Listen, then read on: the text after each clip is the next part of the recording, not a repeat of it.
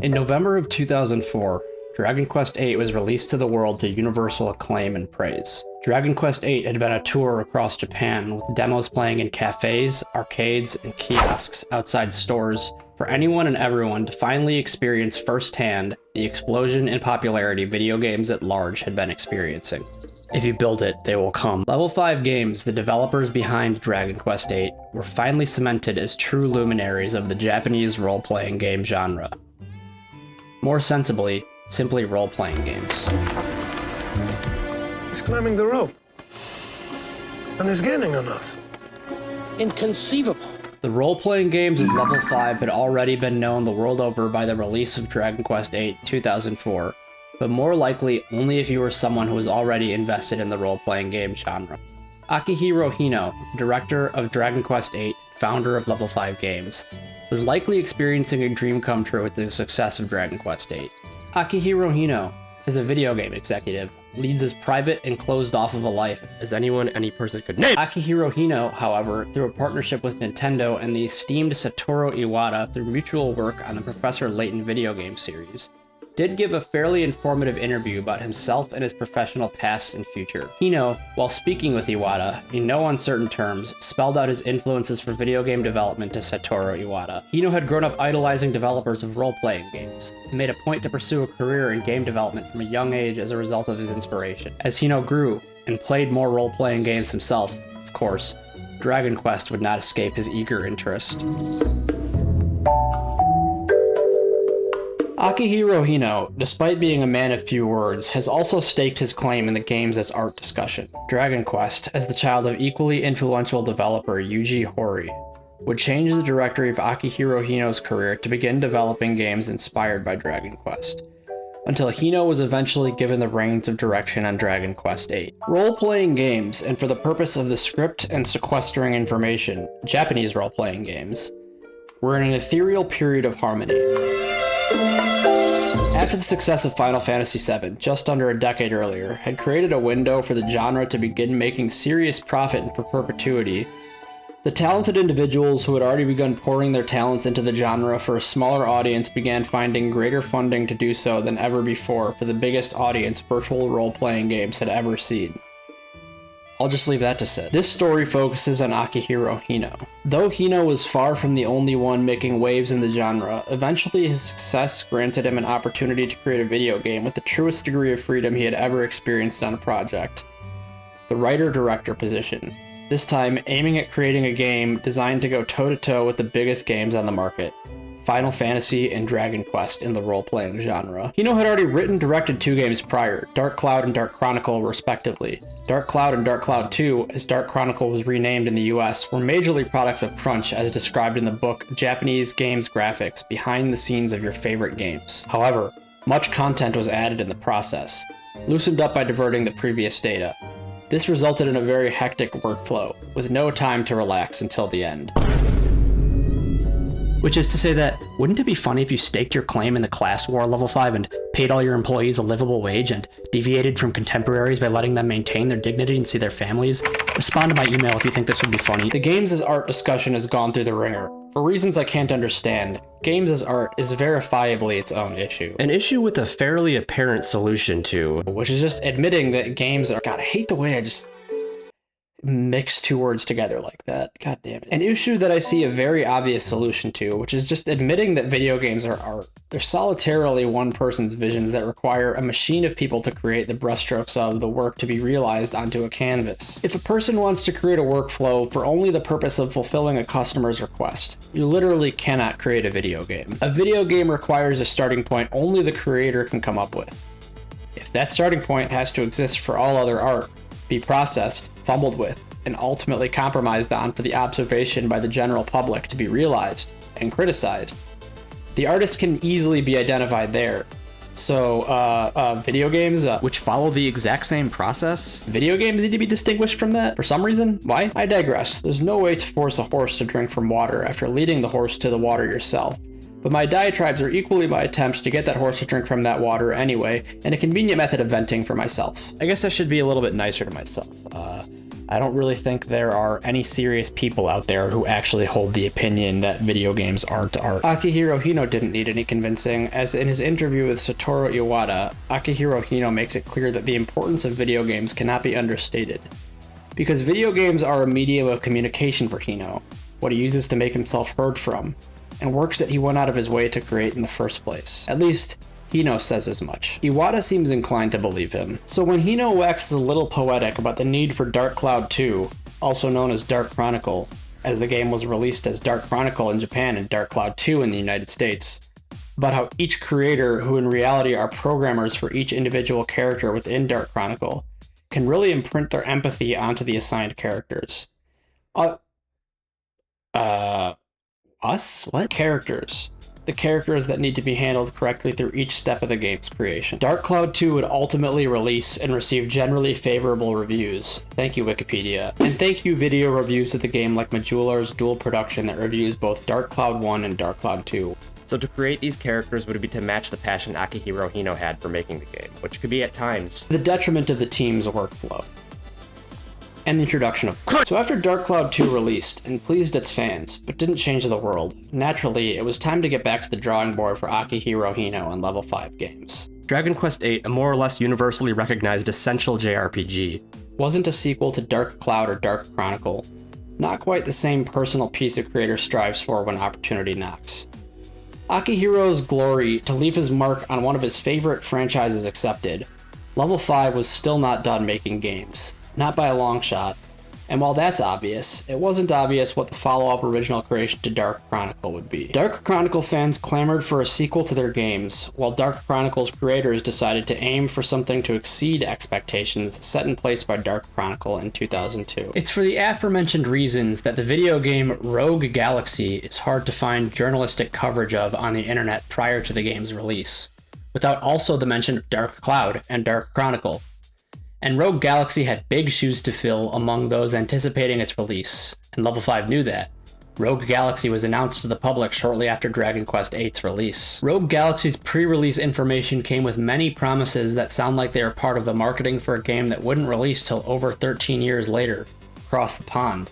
No Man's Sky, a game that has passed into memory for its journey from disappointing, unfulfilled promises and subsequent redemption. Rogue Galaxy's marketing had Akihiro Hino championing its procedurally generated planets offering endless content, long before the concept would become popular, in the year 2003.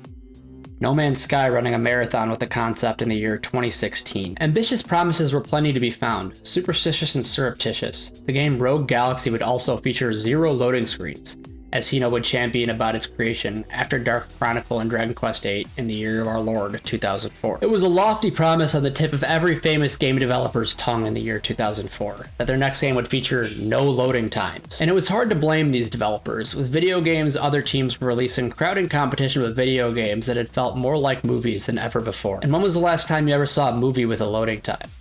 I guess if you want to call filler scenes in movies something derogatory, loading screens would probably be an extremely weird and new age way to do that. Rogue Galaxy is, in many ways, the full realization of a standalone JRPG designed to stand toe-to-toe with the giants of the genre. I'm gonna glaze it a little here. Rogue Galaxy has some of the greatest depth I've ever experienced in a video game, while also maintaining accessibility to the masses of working people who once had a passing interest in Star Wars, adventure movies, and the tales told to them in their youths.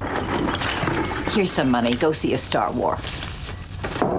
However, the problems with Rogue Galaxy come when trying to assess it in the realm of other RPGs or JRPGs, even just the ones I've played. Rogue Galaxy is impressive, but also far too ambitious for its own good. More on all that soon. Rogue Galaxy is huge, with almost 10 different visitable planets, 2 different minigames with electrical complexity, really more comparable to entire addictive mobile games of 2026.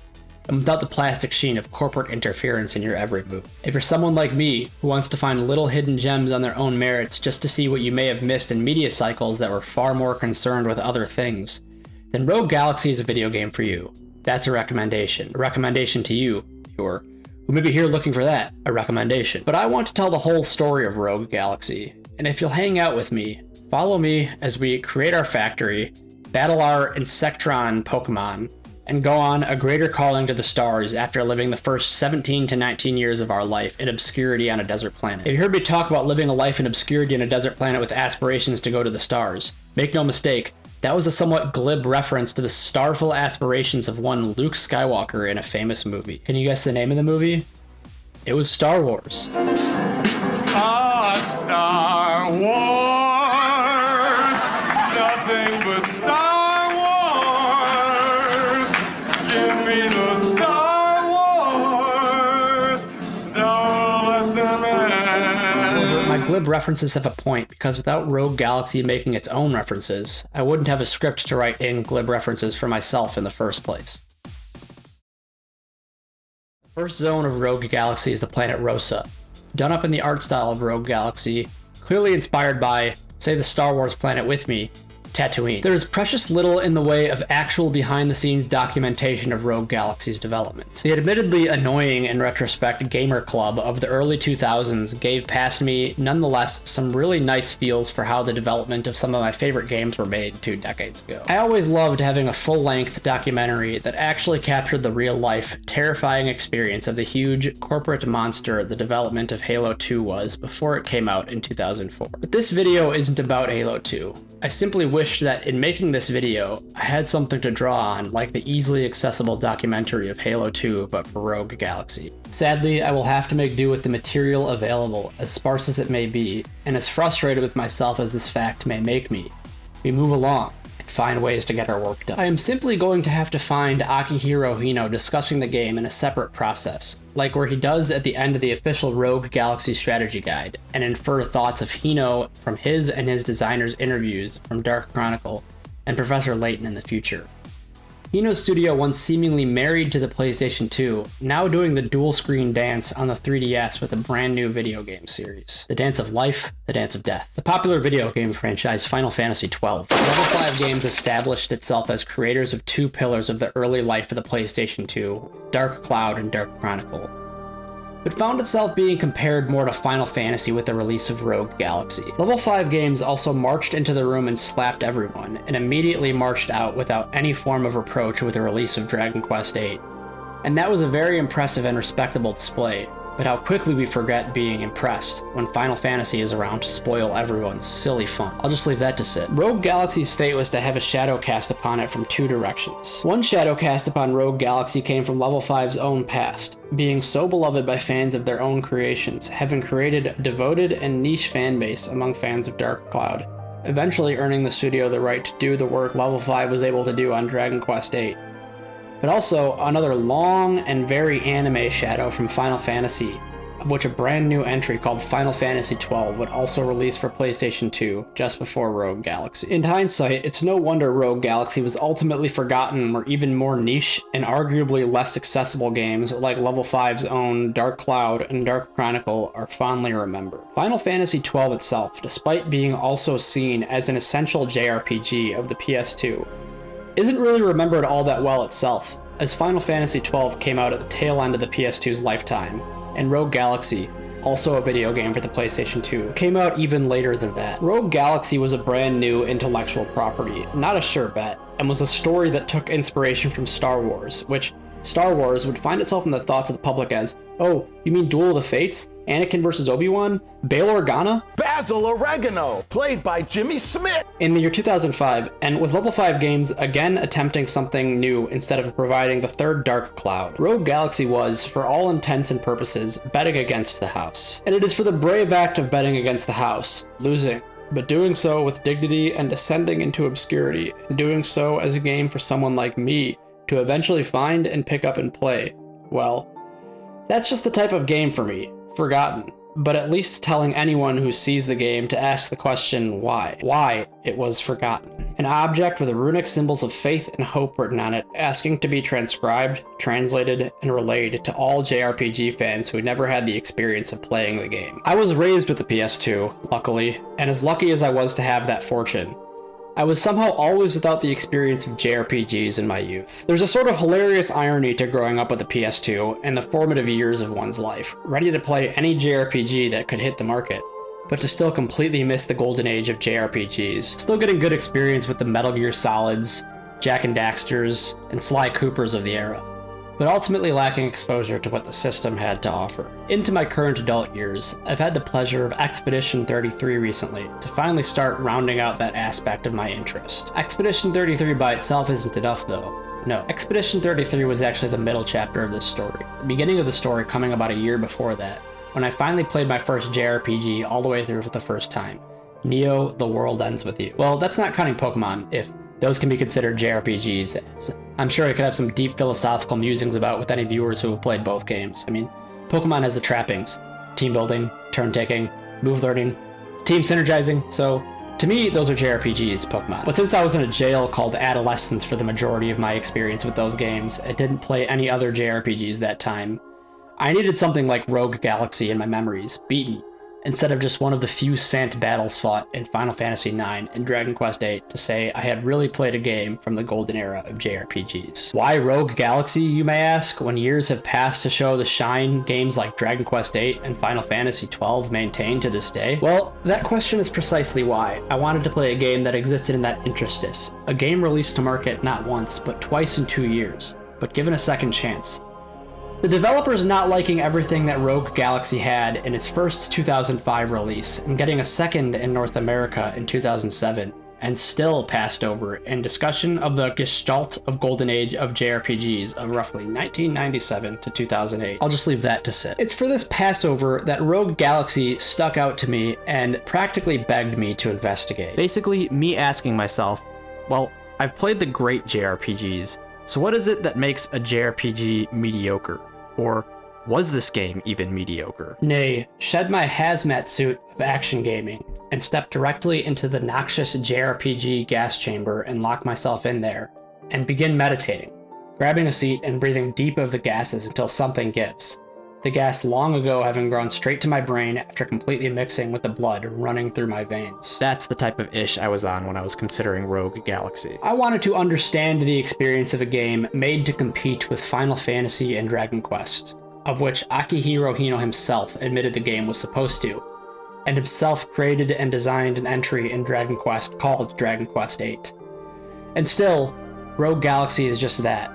Rogue Galaxy. No sequels or follow-ups to be found. It should first be said that Rogue Galaxy isn't exactly a traditional JRPG. It was said before Rogue Galaxy's release in 2005 that it would feature more of a live, action-inspired battle system, with no remaining in a line and picking attacks from a menu.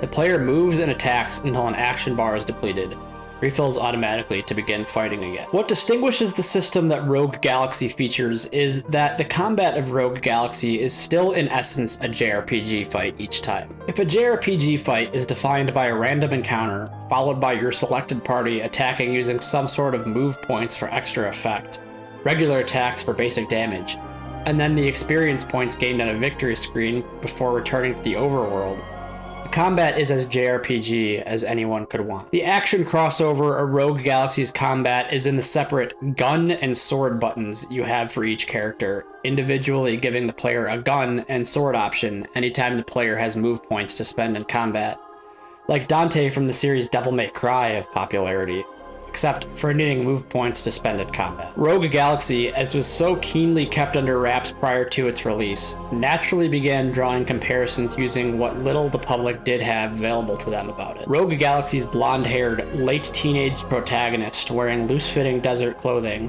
who went by the name of Jaster Rogue, well, he looked like a guy the world was very familiar with. A little guy called Luke Skywalker. When you're doing a small little game with big ambitions and want to build a word of mouth via drip feed of important information, leaving only the minimum available for discussion, well, people are going to see the obvious Star Wars inspiration and run with that. And make no mistake here, Star Wars was so prolific by the year 2005, people had already begun forgetting to like it, hate it, or even give it more than a quick, huh? For the 7th or 8th time in a row. Bill Murray going on Saturday Night Live in the year 1978 to sing about how culturally uncompelling further discussion of Star Wars had already become, 1 year after the movie was released. Pure ambivalence. It really hurt me to reference Saturday Night Live. But I digress. Rogue Galaxy on pre-release was a new science fiction game with hopefully a lot more to offer than it's a Star Wars-like. And the sad truth is, a player would need to play the game to learn that, yes, The game does offer more than an uninspired Star Wars reference, but now the story of how Rogue Galaxy is what Rogue Galaxy is, and would eventually come to be, is a lot clearer. The planet Rosa looks exactly like Tatooine, the game is set in space, that's science fiction, the main character looks like Luke Skywalker, and Level 5 expected people to perhaps see Rogue Galaxy as something wholly original, with mostly just the quick couple details I just gave to go off. I'll just leave that. Rogue Galaxy would eventually release to North America in January 2007, and that's where our story begins. What does Marcellus Wallace look like? What? What country you from? What? What ain't no country I ever heard of? They speak English and what? What? English, motherfucker! Do you speak it? Yes. Then you know what I'm saying. Yes. Describe what Marcellus Wallace... Right off the bat, it's established that some sort of interplanetary conflict is occurring, as the desert planet Rosa the game starts on is described as being in direct control of the Longardian Federation in an attempt to prevent invasion by the Draxian Empire. This information granted in a star-backdropped title crawl, the player not even controlling the game yet, and already depth to be sure. However, as the text drop also notes, the citizens of the planet Rosa are enslaved to the Longardian Federation.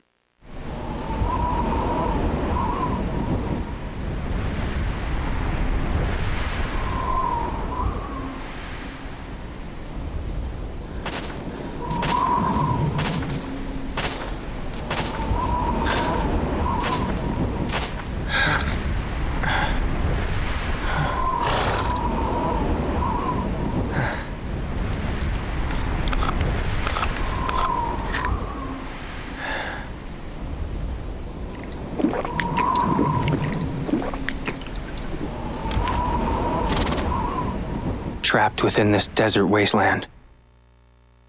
The sands of time blow ceaselessly. But it's not gonna end like this. I'm gonna find my way out of here.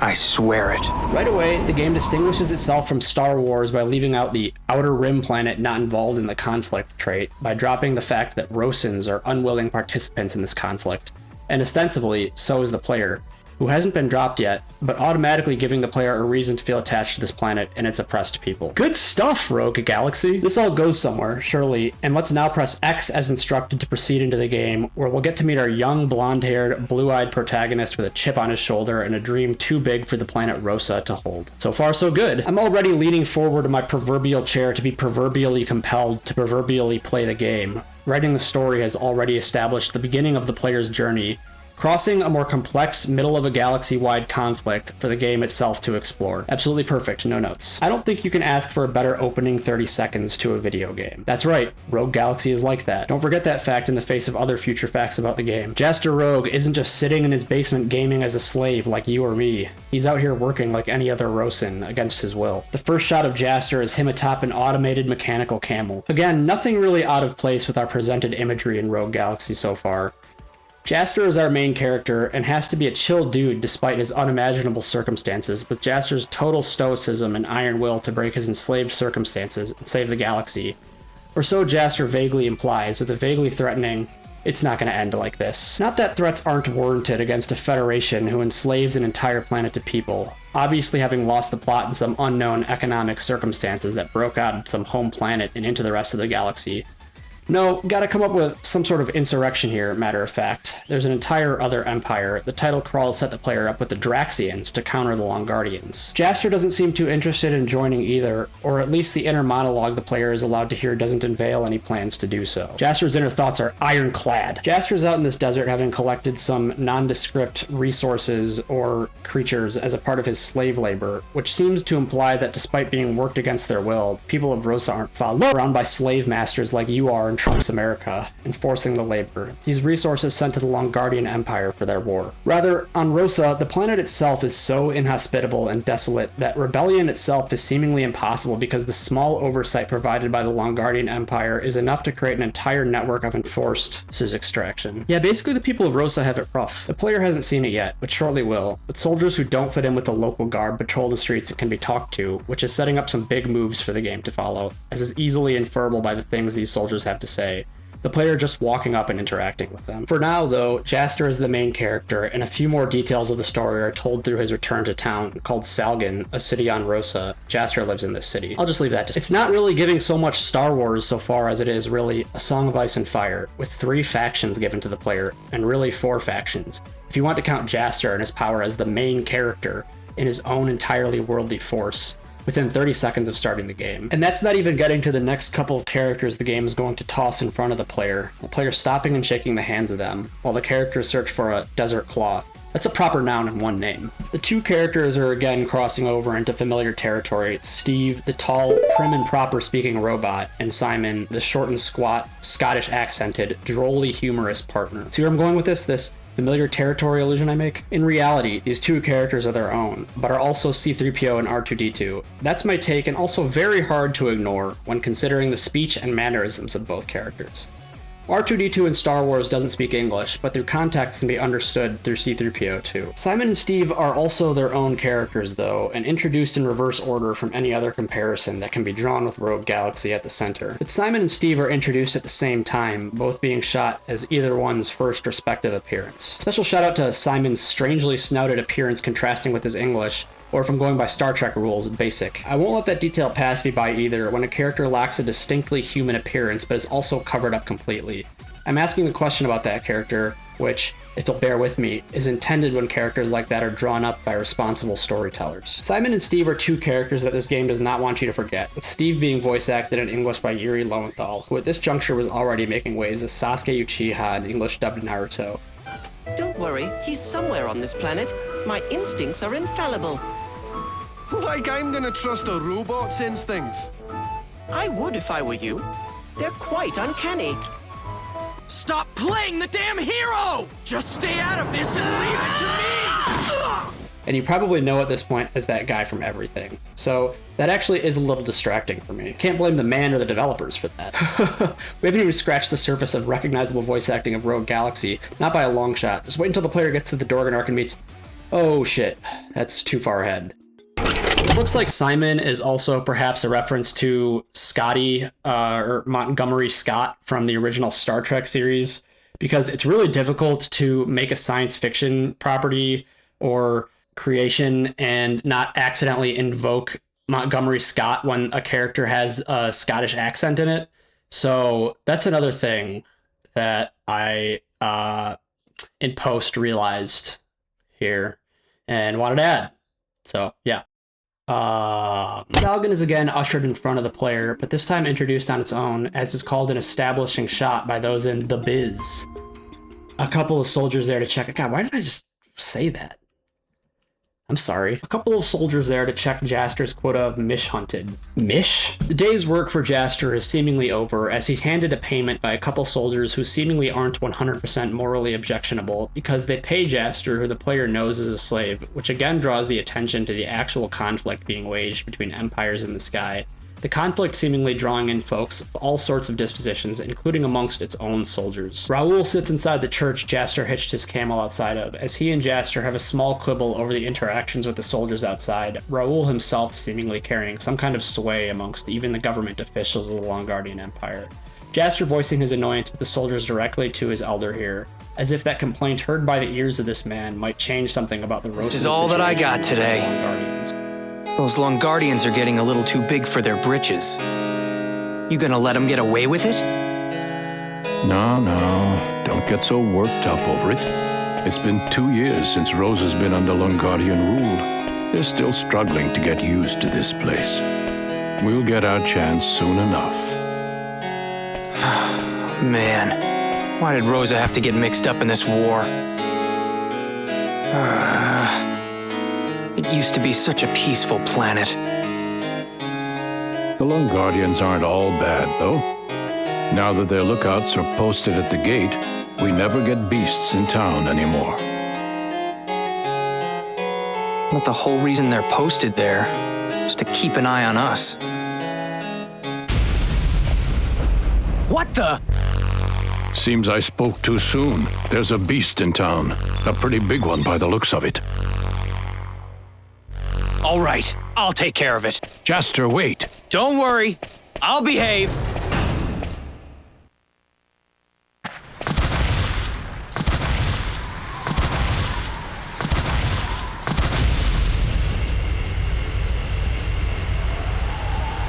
That thing? This is bad. It's heading for the residential area.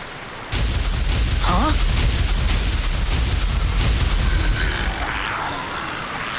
Damn, I'm surrounded.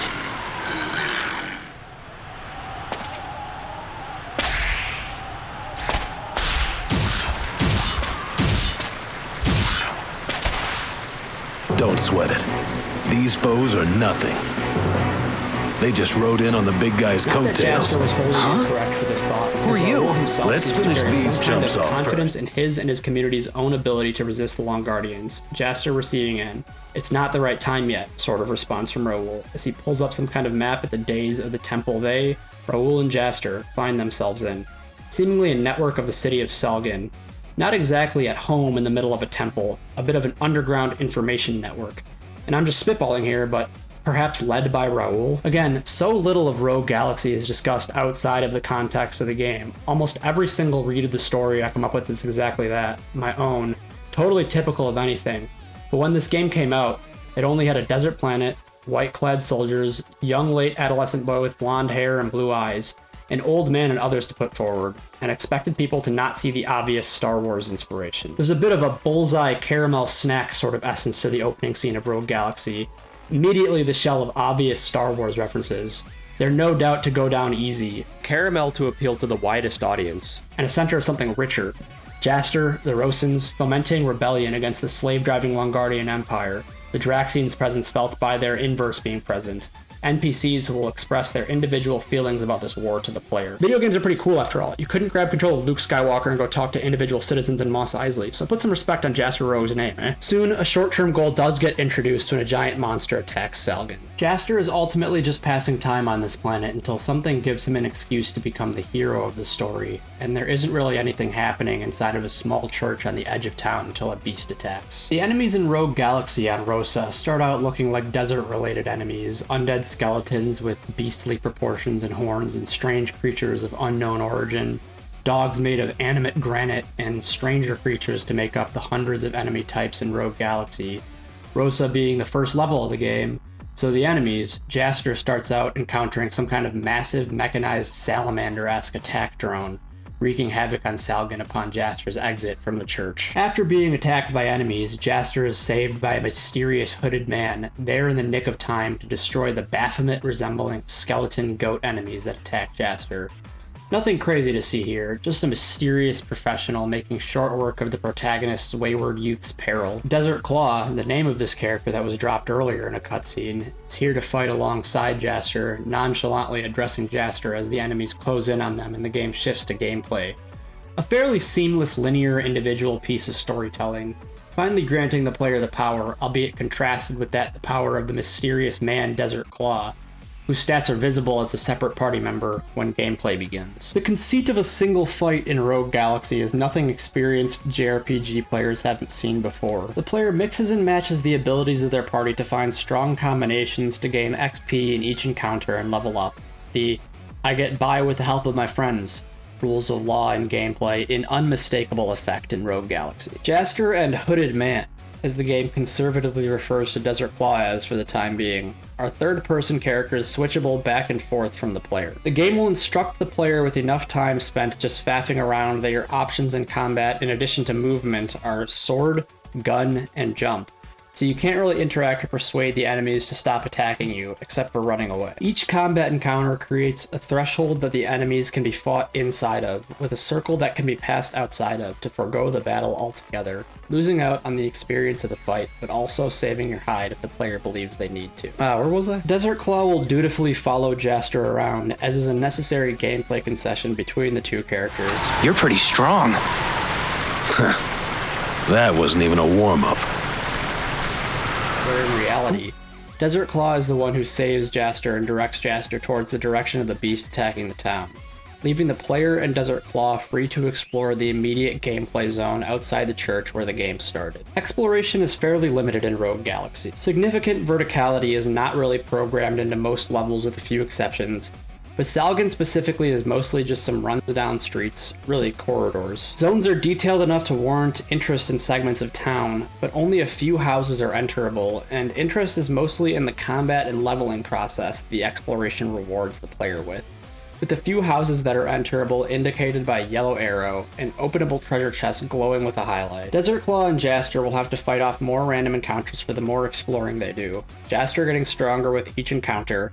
And not only are you gaining XP as Jaster the character, but you'll notice that your weapons each seem to gain a little experience for each encounter defeated. I'll just leave that. But grabbing the few items that are left around Salgan is a small little victory if you do explore. NPCs around the area will offer their views on the unfolding situation in Salgan, discussing the massive beast attack, openly offering some of their most sincere truths to the player for the trouble of exploring, but also within houses that have entire first and second floors. I won't say these are crazy open spaces because they're small, and mostly just a minute or two detour from the main path, but the main path lacks first and second floors to things at all most of the time.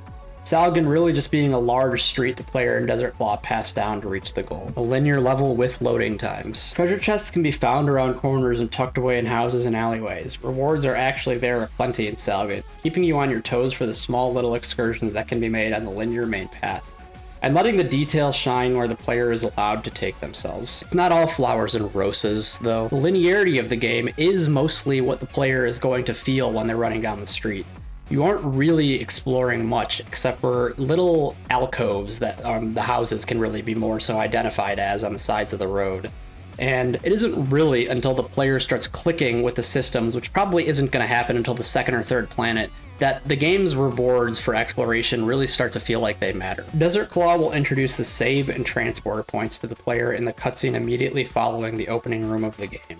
The voice actor for Desert Claw asking the player if they know their way around a transport. Rogue Galaxy starts getting its own sense of identity in a few seconds here, the save points also being teleporters between save points, and a third secret option, the menu displaying 3 choices every time the player encounters one.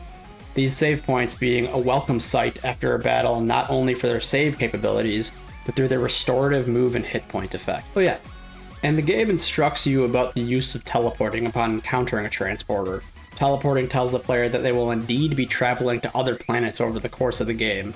The scale of simply being in a small town in Salgan seeming tiny by comparison. A detail like this teleporting instruction gives a lot away in terms of the original planned scope of Rogue Galaxy. Prior to release, Akihiro Hino had big plans for Rogue Galaxy.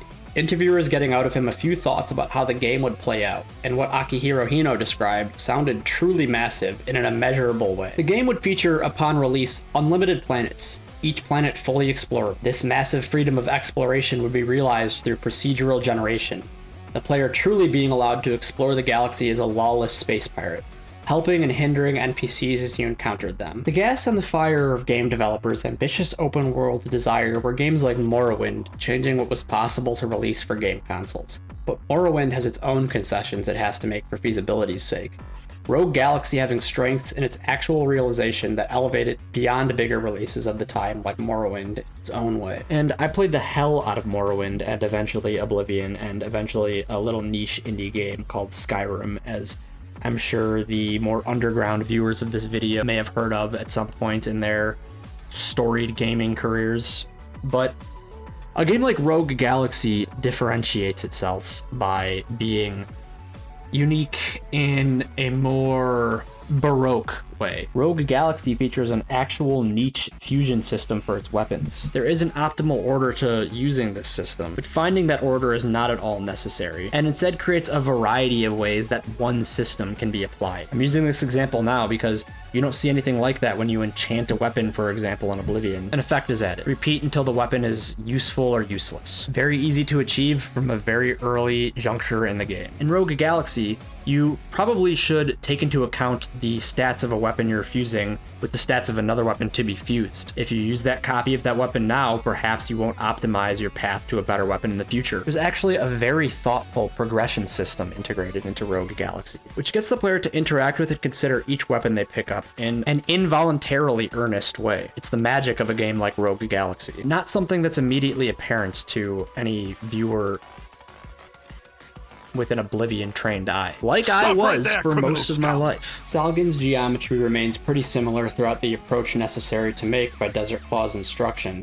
The player gets a sort of industrial vibe, like this crumbly and cracked city is actually from the genre of science fiction. Jaster himself wears a sort of leather-reinforced desert settler and/or traveler outfit, and since no civilians outside of Longardian soldiers carry weapons, Jaster's fit must indicate he's part of a sort of a warrior caste, but I don't think that the designers actually put that much thought into his appearance. Jaster is simply a combatant. A combatant must be dressed like a combatant. Dressing like a participant in combat means that defensive clothing adorns Jaster. Leather elbow pads and stitched animal hide leather pauldrons sit atop his shoulders. The desert requiring some kind of heat dispersion. Visuals requiring a Mad Max illusion for Jaster. See here. And Luke Skywalker. Desert Claw. He's the one with a single asymmetrical shoulder pauldron, like a real fan of Mad Max would know to put on.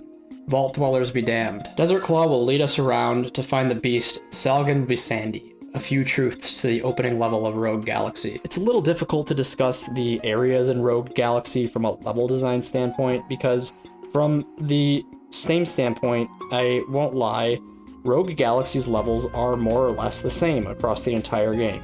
You proceed through a corridor until the end of the corridor or your goal, and that is more or less the design philosophy across the game at large. So it's a little bit more easy to just discuss the levels as they differentiate from each other visually, and an analysis of the characters as they appear in their levels and their arcs as they come up, because I do think that while Rogue Galaxy's visualization of player freedom can be questioned at times, I do believe that the real cuts of Rogue Galaxy come in its storytelling through its characters and how they interact with the world and the player as arcs are opened up and resolved. Another truth is that the player can run back into areas that the cutscene displayed, but the player didn't actually engage in gameplay with themselves, till the player moves Jaster there after the cutscene is finished. A little bit of reward for a player's thoroughness. In Salgan, a treasure chest is in the church Jaster ran out on Raulin. Didn't take along his healing potions, leaving the player to run around a little, ignoring the urgency of the situation to find for yourself. I should note here that I quit and restarted the game in Salgan to see that the game gave a new title crawl to describe the current immediate events of the game, relevant to the player's current place in the story. Jaster is chasing after a beast that has Salgan frozen in fear. Well, chasing isn't really how I'd describe it. Regular citizens just kind of run around or stand, leaving the player to be the only one moving towards the goal. Longardian soldiers literally running cowardly lines about how they're not close enough to the monster to fight it. Jaster and Desert Claw moving on their merry way past these soldiers. Every citizen is also wearing some kind of desert-appropriate attire, functionality for these people who do have real-world comparisons taken into account. Middle Eastern customary and traditions seemingly studied to represent in-game. Not that I'm an expert on things like that. Combat in the desert is combat is anywhere in Rogue Galaxy, however. I don't think that sentence is grammatically correct. I gotta say, my favorite part of Rogue Galaxy is when Rogue came into the room and started galaxying all over the place. Truly was a Rogue Galaxy for our time. Rogue Galaxy features a JRPG grid. A JRPG grid for the player to set items into, gridding all over the place and getting Jaster and the rest of the party powered up. Bro, Chuck Schumer has Jumps all over the lot. After a bit of combat, a cutscene interrupts gameplay to let the player know that the comfort of Desert Claw was temporary. Desert Claw tells the player it's time to go their separate ways, and gives Jaster his sword, which, pausing and going into the inventory, will describe the sword specifically. The sword is part of a legendary set of 7 swords, entrusted to the player to figure out how to kill some stone rock giants, and found a battle recorder, 2. Mr. Claw and Jaster were a good team for the first half of the first level, but the second half is where it's time for the 2 characters to go their separate ways. Good thing, too. Just in time for Jaster to be found in mortal danger as 2 stone giants attack him. Perfect timing for a guy 20 levels above the player to jump out, and if this isn't one of those anime things, well then...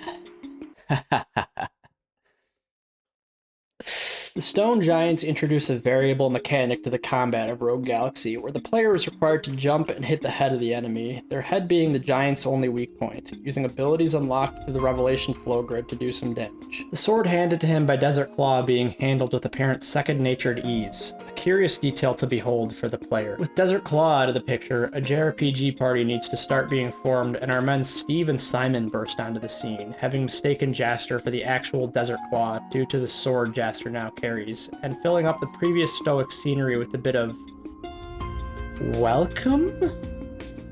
Whimsy. It's difficult to place the effectiveness of characters like Steve and Simon without the more important details of their stories having been revealed yet. The 2 new characters introduce themselves to Jaster, and it's done so with the spirit of 2 partners together in a comedy act, leaving no questions of how Jaster will find himself accompanying them.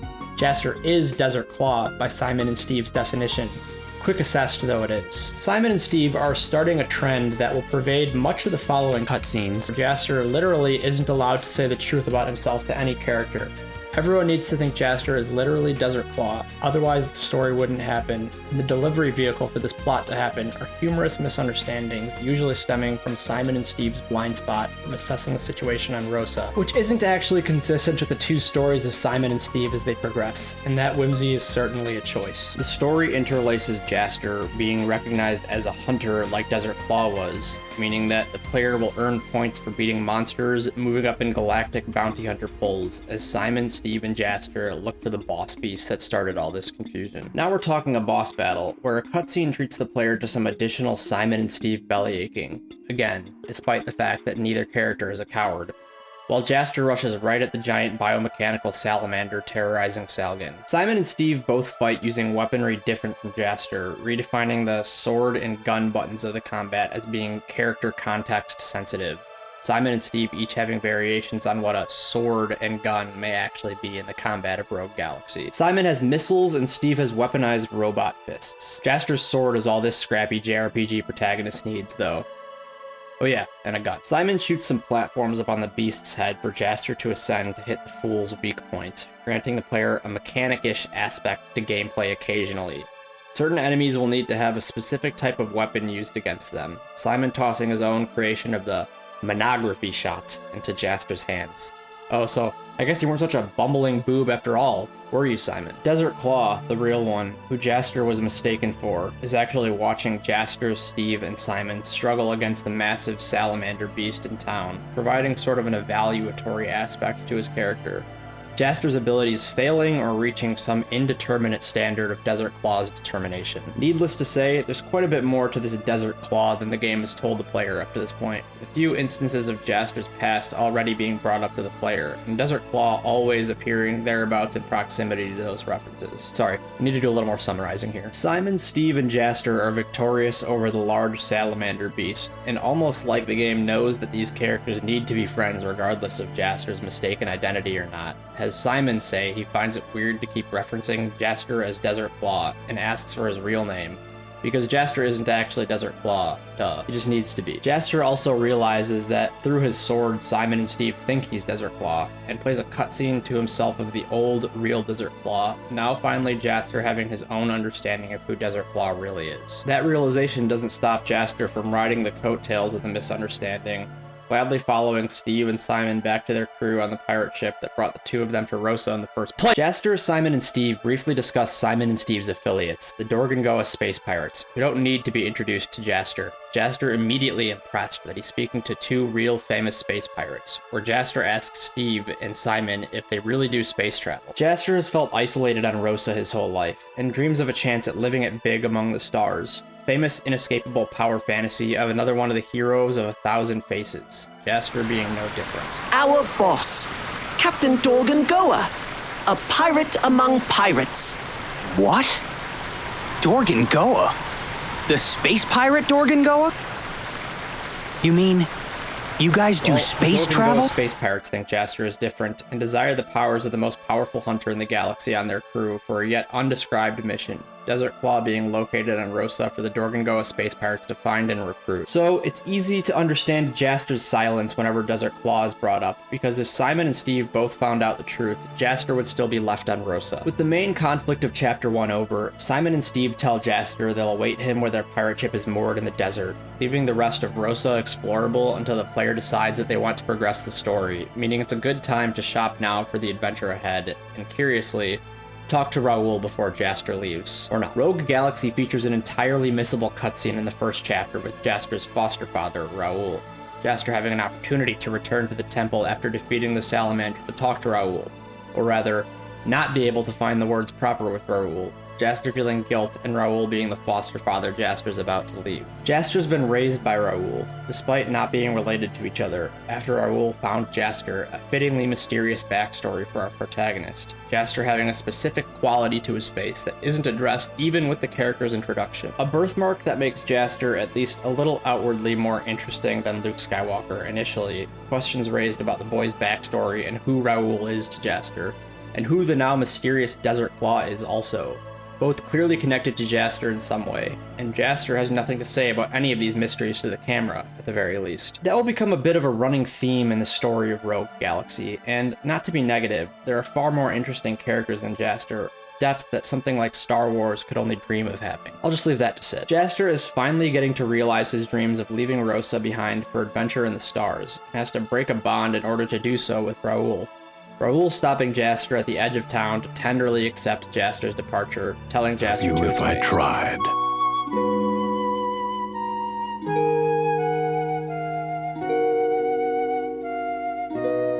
Go, Jaster.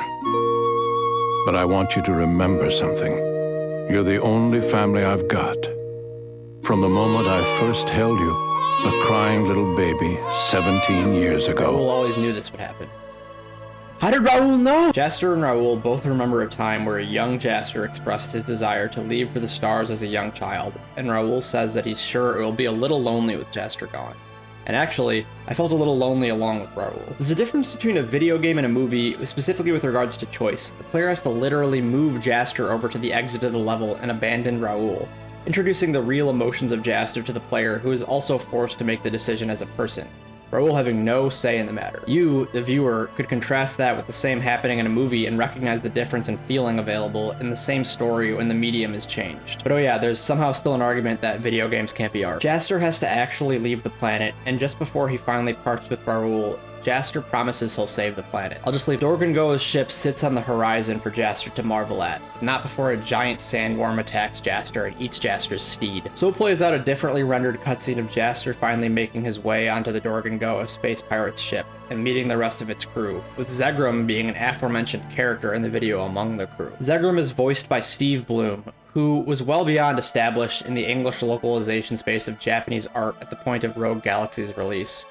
Steve Bloom being some kind of record holder for voiceover or something, I don't know. That's not the point of this video. Steve Bloom always stands out to me because of my close relationship with Cowboy Bebop and Naruto, the latter of which found Steve Bloom doing the voice of Zabuza Momochi, who Zegrum in Rogue Galaxy more or less seems to also be channeled. Never expected Desert Claw to be such a youngster.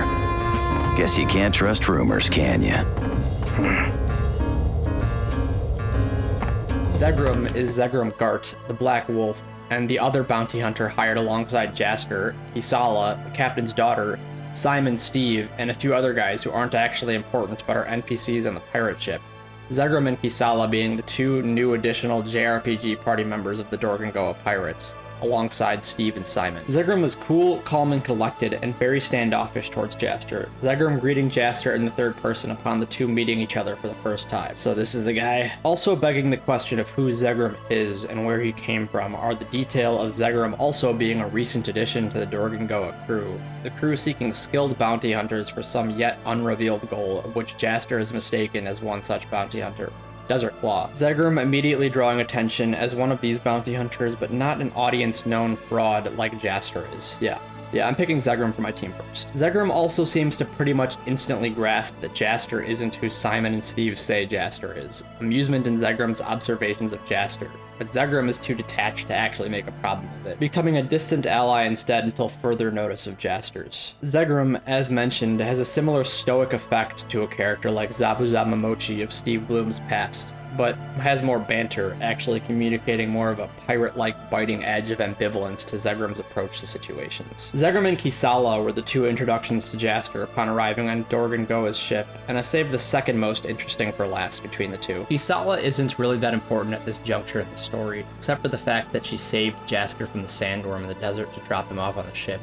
Jaster noting he needs to thank her for that. Kisala is there to have what could plausibly be a love interest to Jaster, but as you'll note, I'm taking an unenthused half measure to introduce Kisala. Kisala's place in Rogue Galaxy in Chapter 2, where finally embarking on the Dorgangoa arc is something of a half measure in itself. Bear with me here, Kisala just isn't really that interesting. She doesn't really seem to have a purpose to be there other than to be Jaster's love interest, which, as the story gets more involved with the war between the Draxians and Longardians, might be a setup for a sequel type of interaction between Jaster and Kisala, but as we'll note, Rogue Galaxy never got a sequel. Tiki Masala, or, Kisala? Kisala seems smart enough to deduce the truth about Jaster's identity. Kisala and Jaster meet face to face finally on the deck of the Dorgan Ark beneath a beautiful pink nebula, where Kisala has a meaningless line or two where she flirts with Jaster before the two are attacked and defend themselves in a quick boss fight by some space beasts. Jaster is too dumb to pick up on the flirting, and for now, we'll leave it at that. Kisala sort of puts Rogue Galaxy off on a bad foot with its first major female character introduced, admittedly. Pretty standard fare for adolescent-aimed stories from Japan of the time. But worth noting is Final Fantasy VII introduced one of the most compelling love triangles to audiences that is still talked about to this day between Cloud, Tifa, and Aerith, a decade earlier than Rogue Galaxy. Irrelevant, all told, but a player would hope for something a little more promising upon finally arriving on the arc that the rest of the story will be carried on, both literally and metaphorically. A little talking cat, not a party member, is the current captain of the Dorgan Ark because Captain Dorgan Goa is asleep and the crewing of the ship is left to the crew. Instructs the rest of the crew to set a course for the planet Zerard to renew the visa of the pirate ship. Yes, the new goal before the player is introduced to the real goal of the Dorgan Goa is to renew the visa of the pirate ship, which sounds oxymoronic. I mean, what, is this obedient and compliant galaxy, or is it rogue galaxy? The pirate ship crash lands before that can happen, though, where we'll meet Lilica and go on a jungle adventure. More on that in a second here. Do pirates need visas? Yes, visas, as in travel visas. You did in fact hear that sentence correctly. Is that detail there because the pirates, despite being pirates, would still like to pass unnoticed in and out of systems? Smugglers in science fiction are usually maintaining some superficial image of legitimacy to their operations, getting visas and such to avoid trouble, so the Dorgan Goa pirates might need a visa for a similar reason. But I don't know, I think I'm really just coping for the fact that the cool space pirates are getting official government documentation to continue their pirating, instead of just, well, continuing their pirating. I want the next couple of chapters to make sense, and they do on their own individually, but advancing the story from the Dorgan Ark is the baffling decision to pursue visa renewal, when the Dorgan Goa pirates could have just gone on pirating, and perhaps the government wouldn't have liked pirates out pirating, a new story following suit. But the pirates aren't going to fire it. They're going to visa renew, and that's how the pirates decided. The writers of the Rogue Galaxy thought that the pirates should proceed upon finally leaving Rosa pirates. I have to admit, this decision screams at me from the recesses of my memory abysses to draw more attention to, but ultimately, going to another planet is an appropriate next step for a science fiction game, and another planet is where a visa renewal is, the Dorgan Goa pirates stating that they will set a course for Zerard, the civilized planet, which I found exciting. Would have been better another way, but whatever. As stated, a hitch in the plan of the Dorgan Goa pirates occurs when they crash land on the planet Juraika, due to the monster attack Kisala and Jaster helped fend off. The new goal finding a fruit native to the planet Juraika that creates fuel. The fire fruit, as Zegrum and Steve understand. Side note, but Ace uses the fire fruit in One Piece. That can't be a coincidence. It simply can't just be wanting to work One Piece into this. Anyway, Zegrum, Kisala, and Jaster embark on a journey through the planet of Juraika, a jungle planet, the second level, with Zegrum and Kisala automatically filling the party formation for Juraika, an early level necessity. Juraika is a jungle planet. Greenery, shrubs, and large trees adorn the walls of the hallway levels of Juraika, creating a jungle interior that both chapters that take place on Juraika take place in. Setting foot onto the planet of Juraika will find the player faced with more random encounters, this time with more jungle-themed enemies. I know, what a startling surprise. The enemies you'll encounter on Juraika will actually pose more of a threat based on the fact that Juraika introduces variable mechanics to regular fights, certain enemies requiring the player to jump on them before damage can be dealt. And ape enemies that will swing at you with their big arms, flying insect enemies that will poison you, stumps of trees animated, beasts, as Rogue Galaxy refers to enemies as, meaning that regular animals are a distinct species of their own, and beasts are a separate species altogether. So facing off against an animate tree stump needs no explanation. It's just a beast for Jaster, Kisala, and Zegrum to defeat. The pretense of needing a fire fruit to go through a jungle level is fine, nothing exciting when the story has been sidelined, with Zerard being the real destination, the player knowingly on a detour from where they want to be. For a story to take an unexpected detour is pretty standard storytelling fare, Rogue Galaxy taking the opportunity to explore a different civilization and culture altogether. Jaster, Kisala, and Zegrum agree that the villagers in the area might be able to help the crew out with their search for the fire fruit. The fire fruit was nowhere to be found in the immediate landing zone, allowing Zegrum to take charge and lead the group further into the jungle. Kisala and Jaster are plenty happy to follow suit, three of them basically relying on Zegrum's leadership at this point, but soon the group develops the idea that the Burkakwin villagers Juraika is known for will be able to help. Zegrum is reluctant, but doesn't stop anything from happening, giving us the first instance of a recurring trait for Zegrum to display, his pragmatism to be contrasted with Kisala and Jaster's childlike optimism in almost all situations. Zegrim is a terrifically designed character from a thematic standpoint. Zegrim's appearance as a pretty traditional pirate is actually melded very well with more of a swordsman sensibility in the style of a samurai, with a belly sash worn tighter about the waist than a pirate wears such a sash, and the waist-length coat and tails matching sword, giving Zegrim a pastiche of the look of a Ronin, while still looking like a pirate. The leadership role seems to almost fall to Zegrim out of what seems like a sense of responsibility, generally disagreeing and mocking Kisala and Jaster's overly ambitious plans, but noticeably following the two characters anyway,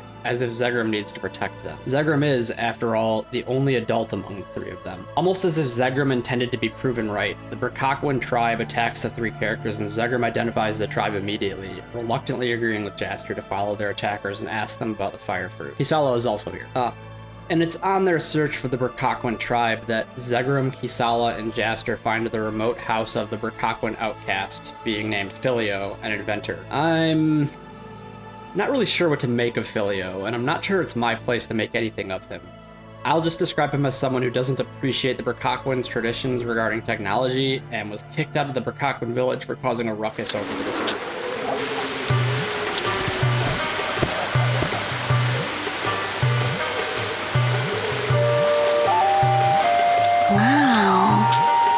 This place is kind of a mess. So you live here alone? I was banished here, punishment for breaking a village rule. It's a horrible story. I like tinkering with machines, as you can see. Unfortunately, it's strictly forbidden in that village. That village? They're really old-fashioned. Huh? The villagers, I mean. They're so bound by their rules, they never even glance at anything new. That's why this planet is so underdeveloped. Those backwards Berkakwa. Your village. Is it far from here? Oh yeah, Berkakwa village. That's where I used to live. Bunch of old sticks in the mud there. So, where was I? Huh? My research shows that other planets are coming along swimmingly, but Juraika's civilization hasn't changed in 1,000 years. This planet is an absolute relic. Time's moved on without us. And are we supposed to stand for it? Heck no! I'm gonna be the one who changes this place. I'll make it even more advanced than Zerard! You say that now, but have you ever seen Zerard? Unfortunately, I haven't. But I've heard it's the most advanced planet in the galaxy. Oh yeah, take a look at this. Apparently, Zerard is covered with these things. With gloves? Wear that and your strength will go through the roof. You can even move massive hunks of rock. Amazing what some planets can come up with, huh? Pretty cool, right? Here, take it. Huh? Why? I've got another one. Besides, you guys are on your way to Berkakwa village, right? If you get a chance, could you tell them all about the wonders of civilization for me, would ya? A power glove. And a pretty old model, too. Say, Jaster, this could come in handy. We might be able to use it to move that stone statue. If he's offering, take it. Either way, we gotta split. The village is just ahead. We can finally finish our mission. What, already? Oh yeah! I wouldn't go near the houses along the river if I were you! I had to guess. See ya! To introduce the traditions of the Berkakwans to the player before the tribe is actually encountered, which is fine. The trope of a tribe of people who disregard advanced technology is a well-explored one, and Lilica is one of my favorite characters in the game, so I don't really have any complaints here. The story as it plays out on Juraika is one of the better ones in the game in my opinion. There's a couple exceptions, but in broad strokes, the investigation into the culture the player isn't familiar with is hard to beat, contrasting a sense of ethics and morality with something that tests those concepts is almost exactly how a writer can always make a story interesting, at the very least, with neither side necessarily being correct. Filio helps out Zegrim, Jaster, and Kisala with some tech that allows the user to move extremely heavy objects. The player approaching an object in the jungle and selecting the item out of the inventory to accomplish the task.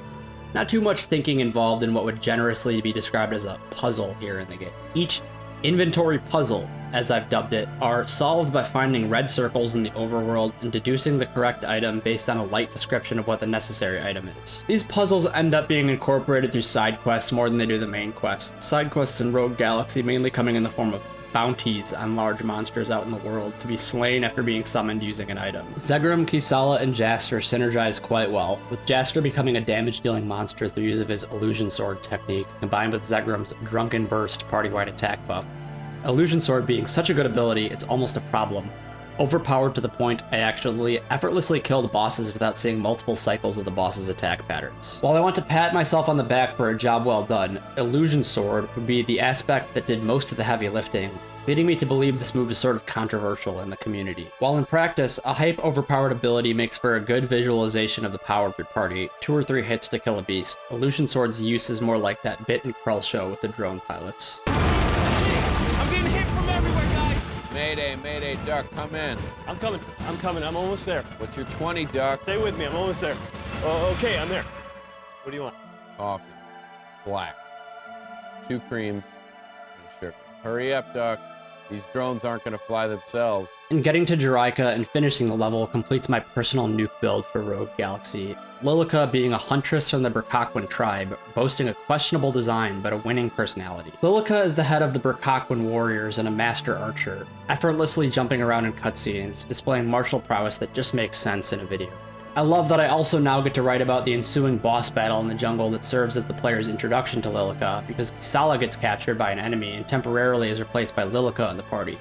Notice how Lilica was not captured by a giant monster. So basically, I love Lilica, but have to put up with Kisala, 2 characters being a real born to shit, forced to wipe dichotomy I have in my sensibilities while playing the game. It's Lilica who grants the player passage to her village after the party saves Lilica's sister alongside Kisala from a giant monster. The boss we defeated having a little sentient friend who asks to come along so his powers can be made use of, introducing the fusion mechanic to Rogue Galaxy. A real stat stumper for the player. Ow!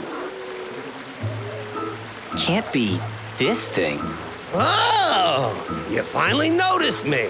I'm Toady. I'm a toad. Yeah, I live in this lake. You can talk? Wow, you're real sharp. Happened all of a sudden, too. Yeah, must have been because of that orange-colored goop. Orange-colored goop? This must be the work of that rune. Rune speeds up the process of evolution and turns living things into beasts. You got that right. Ever since it fell from the sky, the jungle's been full of all kinds of weird stuff. My buddy, he got all huge and went kind of crazy. You know, the beast that you defeated earlier? But hey, you know, I don't blame you for it. It's better this way. If he'd survived, oh man, what a shame. Come on, let's leave this lump and be on our way. No, wait, hang on. Take me with you. Come on, guys, don't be such a stick in the mud. I really want to come along for the ride. What did you say? Who'd want to live out their life in this swamp? Besides, if I stay here much longer, I might end up like one of them. That ain't our problem. Now scat. Whoa, hey, it's not like you don't stand to benefit. I can talk, right? But that's not the only thing that I can do. I also got this interesting new power. I bet it'll come in handy, my friends. Here, let me borrow these. What the?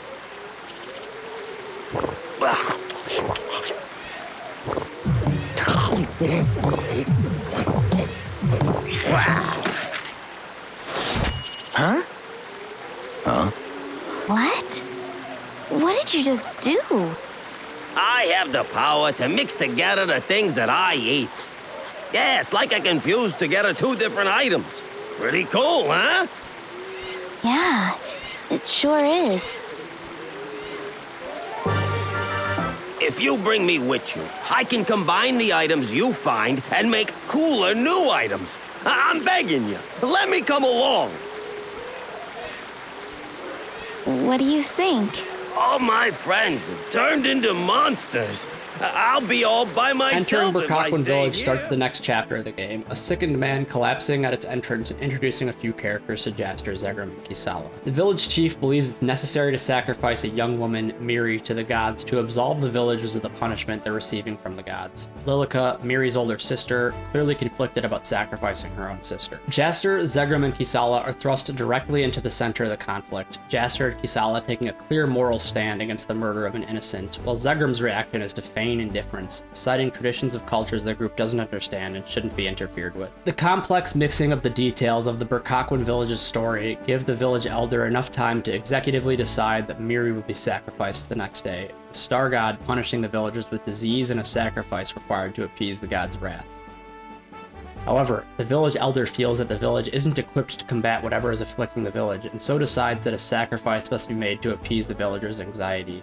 The elder himself knowing that the sacrifice will do nothing, the decision being framed as somewhat selfless. While that detail makes the chief look bad, the chief's decision is easier to understand when framed as a silent request to the new outsiders not bound by tradition, the merry JRPG party who has just arrived in Burkakwin Village, to help the people remove the source of the dark fruit killing villagers. Jaster, Kisala, and even Zegram oblige, Zegram with feigned unenthusiasm. Oh, he's even a tsundere, how cute. Lilica feels complicated about the group going to save her sister, but the subtlety in Lilica's demeanor means that Lilica is also behind the group in their endeavor to save Miri. The final dungeon of Juraika is actually so well written, with details only being there in subtext, that I knew as soon as she was available, Lilica would be a mainstay in my party. Lilica's grasp on the situation seems to come before anyone else in her village, a character with Lilica's level of foresight and stoicism actually one of a kind in Rogue Galaxy, rivaled only by Zegram. But on the stoicism podium in the Olympic race of stoicism, Lilica is a gold medal in stoicism and Zegram is a silver. Lilica's love for her sister could go without explanation, to her sisters after all, but the added fact that Lilica is harboring immense guilt over not being able to save her own mother while Miri was present in the two characters' youth has amplified the protective instinct Lilica has for her sister, impressing me when Lilica has to act like, and perhaps achieve real acceptance of, Miri's eventual sacrifice for the sake of the village. Jaster, Kisala, and Zegram making the decision to proceed also itself comes from rejection by the villagers at each step, the party being required to make a decision to fight for what they believe is right, and weaving that decision into the progress the party makes through the game's next dungeon. That's compelling stuff. Quite a few villagers on the way to the path to the altar will even directly tell the player that the decision to sacrifice Miri breaks their hearts. The urgency in saving Miri is only interrupted by an inability by the JRPG party being unable to ascend the sheer cliff to the altar, Lilica effortlessly making the journey.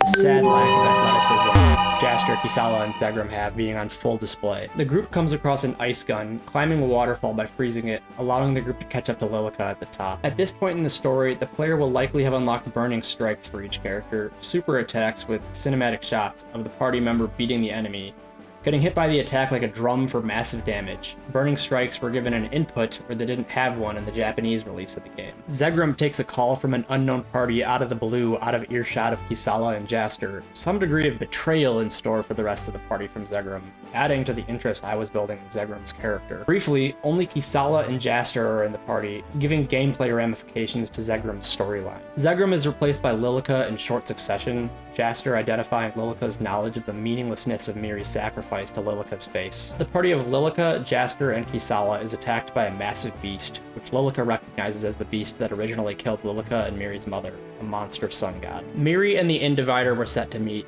Miri being the sacrifice to appease the star god, the Individer being the mistaken star god. The Individer is perhaps a mutation of a previously non-hostile animal to the Burkakwin villagers, the fervor of the villagers kicking up when beast attacks started becoming more common, an angry beast momentarily being sated and satisfied when human sacrifices were given to it, and the Individer ultimately being labeled as the Star God. Lilica isn't about to let this thing eat her sister, her previous stoicism finally giving way to allow Lilica a moment of catharsis, attacking the beast Lilica's tribe defined as the Star God and defending Miri. Hopefully I don't die and ruin the moment.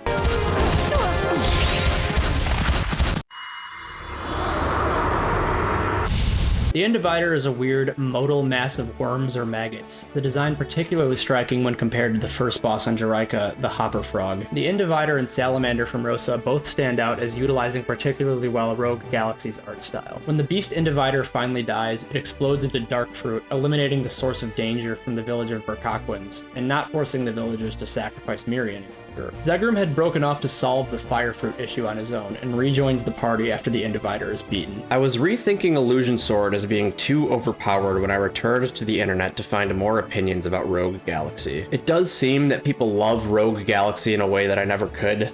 Power of a game played in important years in one's life is very real. At this point, I'm 2 planets into the game, and I've started gaining an appreciation for the game, but case in point, Lilica is a far more interesting character than Jaster. I am an old man now, and I just could not with Jaster's whole thing. He has very little depth, and unfortunately the game is about him. What's compelling about Rogue Galaxy unfortunately occupies the minority of its runtime until about Chapter 7, where the game peaks. And it can't be said that it even crashes and burns after that, because that would imply some sort of car crash effect where you can't look away. Instead, the game is so mundane in terms of story, which is oftentimes what a game with equally mundane level design could get away with if the story were compelling enough to cover that fact up. But I do love this purple little fusion frog guy. He's pretty cool. Lilica is banished from the village by the village elder, the act against the star god being cited as the reason, but really because the village elder still needs a scapegoat and Lilica is his target, the villagers themselves still holding the star god sacred. Lilica isn't exactly upset by the prospect of banishment, Lilica's own growth being seen as stifled by her remaining in one place for too long, and the best JRPG squad member in Rogue Galaxy is unlocked. Lilica is actually pretty weak in terms of attack power individually, but the tightly scripted narrative of Lilica's stoicism and her muscularity, can't forget that trait, in Lilica's story on Juraika successfully completed my endearment of her. Suddenly the scenery changes to the planet of Zerard, even though Lilica, Jaster, Kisala, and Zegrum just boarded the Dorgan Ark to depart Juraika themselves.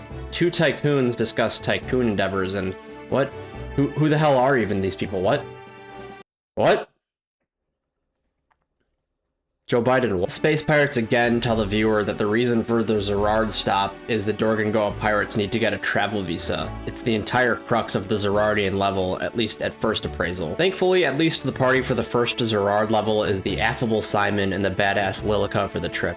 Entertainment with learning Lilica's ins and outs for the first time. Zerard stands out as not having any random encounters your first time off the ship. A giant city on an industrialized planet with massive walkways set through curated shrubbery, well kept, and with giant skyscrapers monolithically looming in the distance. Zerard is a business center for both the player and the world around, Zerard being a planet in the Longardian Federation, the war between the Draxians and the Longardians having been forgotten to be mentioned in the narrative until this planet again. Zerardian infrastructure is very important to the game, because as soon as the party attempts to renew their visa, they're framed for a crime and sent to the Rosencraster prison, the crux of the level taking place in a daring prison escape. A few weirdos who are obsessed with the receptionist/idol character Mio stir up a scene, and it ends badly for the player, and I should note, I personally hate the type of people these 2 guys are. It turns out that isn't exactly the 2 characters' faults though, because Zegrum is the one who framed the party. Backstabbed again, eh, 2 You keep goofing around, and I'm gonna pulverize you!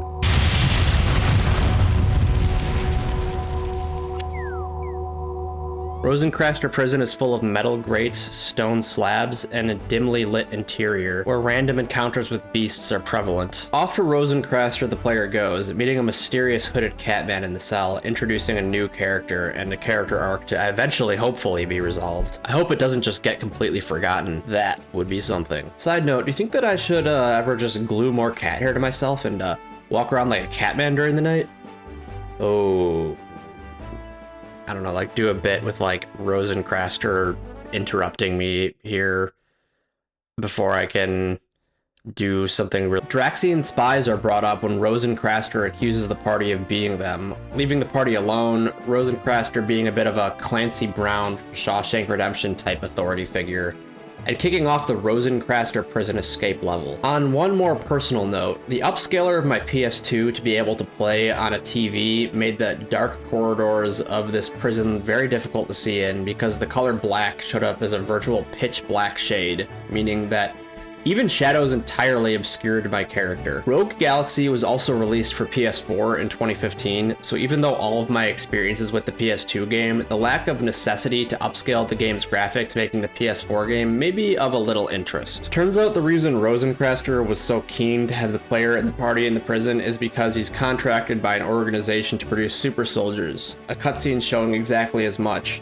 apparently failing at this task. Rosencraster runs the prison in actuality to have a chance at reviving his dead love, and is using the money and technology granted to him by the corporation and this business lady to carry out this task in secret. Jaster, Lilica, and Simon discover the broken corpse of the salamander that attacked Jaster's village, Salgan on Rosa. The threads of the corporation from Zerard are connected to every event in the story so far, and the earlier introduction to this corporation now makes much more sense, because clearly the goals of the corporation and the Dorkingoa pirates are related. Rosencraster is on a collision course with Jaster, Lilica, and Simon, the mysterious feline man in the cutscene prior to the boss fight arguing with Rosencraster, and by arguing, I mean being assaulted and is 1/8 the size of Rosencraster, getting into a smaller scale boss fight against a humanoid enemy that uses weapons. Jaster and Lilica handle the fight easily, Lilica's Warrior God's Cry boosting party-wide attack power, and Jaster's all-reliable Illusion Sword knocking out huge chunks of Rosencraster's health bar. Reliable is the best way to describe this ability because it reliably crushes all opposition in Jaster's way. Rosencraster isn't killed by the party upon his defeat, just subdued, leaving a moment for the big bad corporate lady to make her third appearance to kill Rosencraster herself for failing her. The player isn't able to teleport once outside the prison because another cutscene unveiling the identity needs to play of the feline man from the prison to be revealed. The feline man is Admiral Barnage, a political prisoner of the corporation meddling in the affairs of the Draxian-Longardian War, who is publicly opposed to military grants for the war. The Draxian-Longardian War is elaborated on even further from the Longardian side, and the Datron Corporation takes even closer positioning to center stage when the visa renewal process is further halted, after the mildly nonsensical release from Rosencraster prison, the next dungeon being the Datron Starship Factory on the opposite side of town from the prison. A terrorist has taken over the factory where the servers for the corporations are located, meaning the corporation's computers required to print the new visas are down. Suddenly, Simon can't participate in the party's new goal of liberating the factory, because a family seeking their missing father reminds Simon of something and he has to leave. I'll just leave that to Steve takes Simon's place and it's off to the factory. All of this sidetracking on Zerard happens against the backdrop of Zegrum, the player's former party member, still having betrayed the party without their knowledge and fighting on regardless. The Starship Factory opens with a lobby, some moving walkways, and then past the entrance room is a series of hallways again. Metal grates on the walls, ceiling, and floor, with rooms for the production of starship parts and robots on all sides. Did I mention how this is just a deduction on my part, because the level is just a series of hallways and you can't actually enter any of the rooms to check? The Starship Factory is a series of hallways filled with hostile robots attacking the player at the terrorist Jupus's discretion. And Jupus ain't too bad of a guy, he's just a little misguided. His wife left him after his company stole his nearly completed research and fired him, explaining how a man could get so disgruntled to take over an entire factory, while also killing no one in the process. Expressing discontent through civil disobedience is an act I can always get behind as a citizen of the United States. Unfortunately, though, the party is forced to act as the cops because Jaster is still believed to be the legendary Desert Claw, recruited by the cops to stop Jupus and get the factory working, killing the killer robots sent to kill along the way. Lilica accepts on Jaster's behalf, which I loved, and Jupus gets pissed that the player is making such great progress through the factory. Assisting the player is a famous scientist by the name of Dr. Boccaccio, who feels responsibility for Jupus's actions as one of his superiors at the Datron Corporation. Steve's a creation of Dr. Boccaccio's, and the crew of Lilica, Jaster, and Steve are mutually boisterous about fulfilling Dr. Boccaccio's request to put an end to Jupus's occupation once and for all. The boss fight with Jupus takes place in kind of a classic PS2 room, with multicolored lights adorning the walls, floors, and ceiling, and a giant robot. The large eyes on the bot are reminiscent of something Osamu Tezuka, the creator of Astro Boy, would create. Jupus gets mad when Dr. Boccaccio explicitly lends Jaster his help with a weapon designed to counter shield-based weaponry, Jupus's robot having a shield to shoot through, Illusion Sword then carrying the remainder of the fight from there. Are you surprised to hear that? I'm very surprised. This is my surprised face. Jupus finally gives in, and his tragic backstory is given context. Jupus was finally at the verge of a technological breakthrough when an accident resulted in an explosion, and Jupus was blamed and fired for the accident. On time, space, energy. Know anything about that?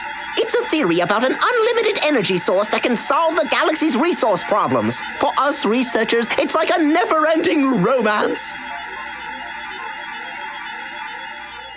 I was one step closer to a breakthrough. Good morning. So, Jupus, you've been up all night working too? Yeah, you too? We'll need a full week of sleep to make up for all this. Oh, I'm fine. I'm just happy to have this opportunity to work with the chief. Huh? Jupus, is this what I think it is? Pretty soon. I just need to solve this equation and it'll be complete. So we're almost finished. The truths of the universe are about to be laid bare.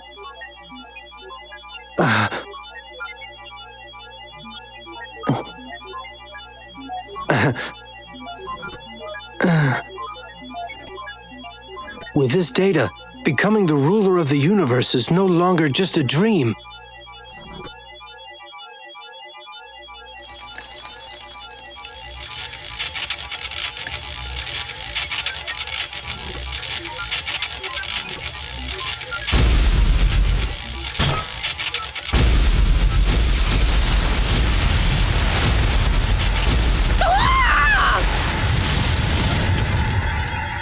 More than disgrace, Jupus lost his dream, his breakthrough in technology to leave a mark on history. The computers are back online, Dr. Piccaccio noting that Jupus had a chance to completely sabotage Datron while in charge of the factory, but never took the opportunity to do so. Jupus running away after his solitary goal of recovering his old research had failed. Steve and Dr. Piccaccio have a conversation from creator to creation that hints at a fatherly care for Steve that Dr. Piccaccio has. And now, the factory opens. Minigames aren't uncommon in JRPGs, and Rogue Galaxy has 2 minigames to get deeper into. The factory opens at the end of Chapter 5 and is a pastiche of remotely operating the now reopened Datron Starship Factory, where the player can place machines to create useful items in the journey, and is entirely disconnected to the Rogue Galaxy story, except for the end of the Starship Factory, Chapter 5. That also was not grammatically correct. Now the brave space pirates resolved their issue preventing them from renewing their travel visa. My glib remarks are not about how travel visas themselves are cowardly to own. They're directed at the writing of Rogue Galaxy, where pirates are required to fulfill governmental policies instead of just being pirates. I gotta ask, fellas, is it hypocritical to call yourself a pirate when you're a fascist government collaborator? I will reiterate that there is so very little in the way of developer commentary or discussion about Rogue Galaxy. Jupus hopping onto the ship immediately prior to the Dorgan arc departing back to space, the overt Star Wars influence seen with the planet Rosa does feel quite distant once a merry JRPG party starts to come together. Jaster's story takes center stage, and spoiling the rest can't help a marketer's case, but it can, because the 3 most recent party members, Lilica, Zegrum, and Jupus, have sparked the most motivation for me to keep playing to find out how the rest of Rogue Galaxy would progress. There's no longer really any Star Wars DNA to be found in Rogue Galaxy as of the start of Chapter 6, with the crew finally coming together to hear out Captain Dorgan for the first time in the story, and actual space piracy can begin.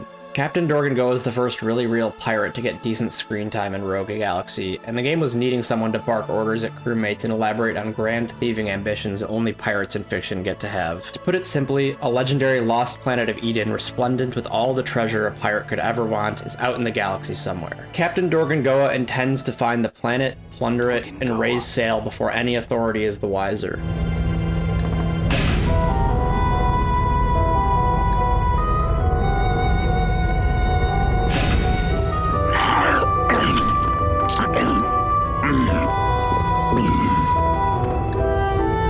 Scalawags, how are things? Guess I was out for a little too long this time. Well, can't very well sleep forever. It's time we go out and fulfill my ambition.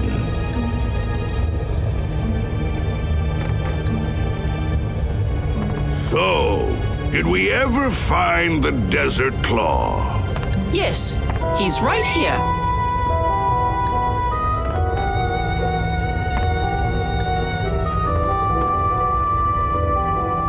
Didn't you hear me? Where's Desert Claw? Right here, sir. Desert Claw is actually just here. What? This kid?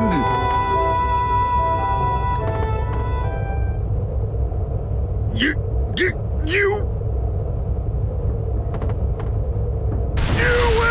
Legendary ancient tablets said to contain the secrets of Eden are being unearthed around the galaxy, and Dorgangoa intends to use the labor of legendary bounty hunters like Desert Claw and Zegrum Gart to obtain the tablets for himself. Oh yeah, and Kisala is his daughter, but you didn't really care about that, did you? One such tablet lies at the next destination for the crew of the Dorganark, the mining colony Vedan, and Jaster is going to set out to find the tablets. Dorgangoa is upset that the crew didn't manage to find the real Desert Claw, because Dorgangoa has met the real Desert Claw before, but agrees to give Jaster a second chance on the merit of Jaster's potential, secretly speaking to Dorgangoa anyway. Dorgangoa quietly expresses this detail to Zegrum out of earshot of the rest of the crew. Starting in Chapter 6, Steve begins unraveling the truth of his relationship with Dr. Piccaccio back on Zerard through cutaway scenes every few checkpoints, and how Dr. Piccaccio put his dead son Mark into Steve via uploaded memories. The rest of the adventures Steve is going on occasionally checks in with Piccaccio about the Jaster crew's progress. Piccaccio now knows about the Dorgangoa pirates' tablet hunt. Vedan is a dark and dank mining colony, and in perpetual state of dusk or night, everything seeming to be impersonally composed of black metal, with trams running through the city streets and cramped dwellings on all sides. Jaster and Kisala disembark onto Vedan to locate the tablet themselves, no third-party member, Zegrum deciding this time he's too important or something to babysit Jaster and Kisala.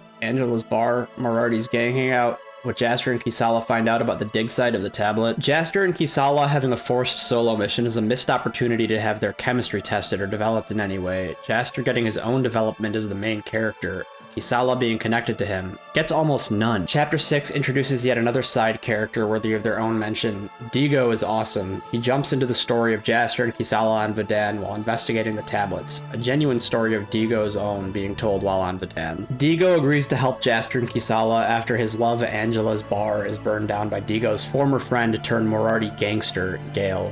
Angela also being a former friend of Gale and Digo's. The crew progressing on Gale's path with Digo weaves a particularly compelling narrative into the gameplay. Digo was forced to kill civilians in a past life as a soldier, and Gale the living reminder of all of Digo's failings. Gale was also a soldier and runs from his past like Digo does, but took a position of power in a corrupt gang to hide from the world.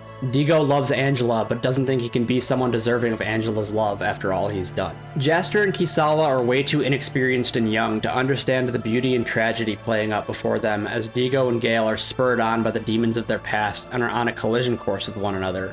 The level of Vedan seeing Digo lead Jaster and Kisala through its streets to various points of interest to learn about the tablets, where Gale also is. Digo knows that the Moriarty clan and Datron Corporation's partnership is going to end poorly for his friend Gale, and so leads Kisala and Jaster through the streets of Vedan, enemies overrunning the streets. The enemies are seemingly sickened people and animals whose poisoned lives on Vedan have led to their turning into zombies, and massive industrial trams running directly down the centers of the streets. Vedan is fairly sprawling, the player being allowed to hop onto trams to traverse the level a little quicker. The platforming is not super accessible, but with a bit of understanding of the inverted camera controls, the player can hop up and around and find treasure and platforms only accessible through precise jumps off the Vedan trams. Digo's moral failings of the past have led me to headcanon that that's why his main weapon is a giant battle axe. He wouldn't use the contemporary weaponry he once did to fight anymore. That's just a theory though. Theory.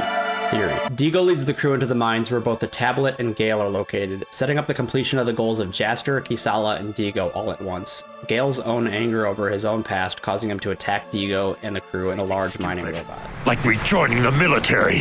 I'm not about to live my life a loser like you. Now, I'm gonna reclaim everything I've lost. Don't you get it, Gale?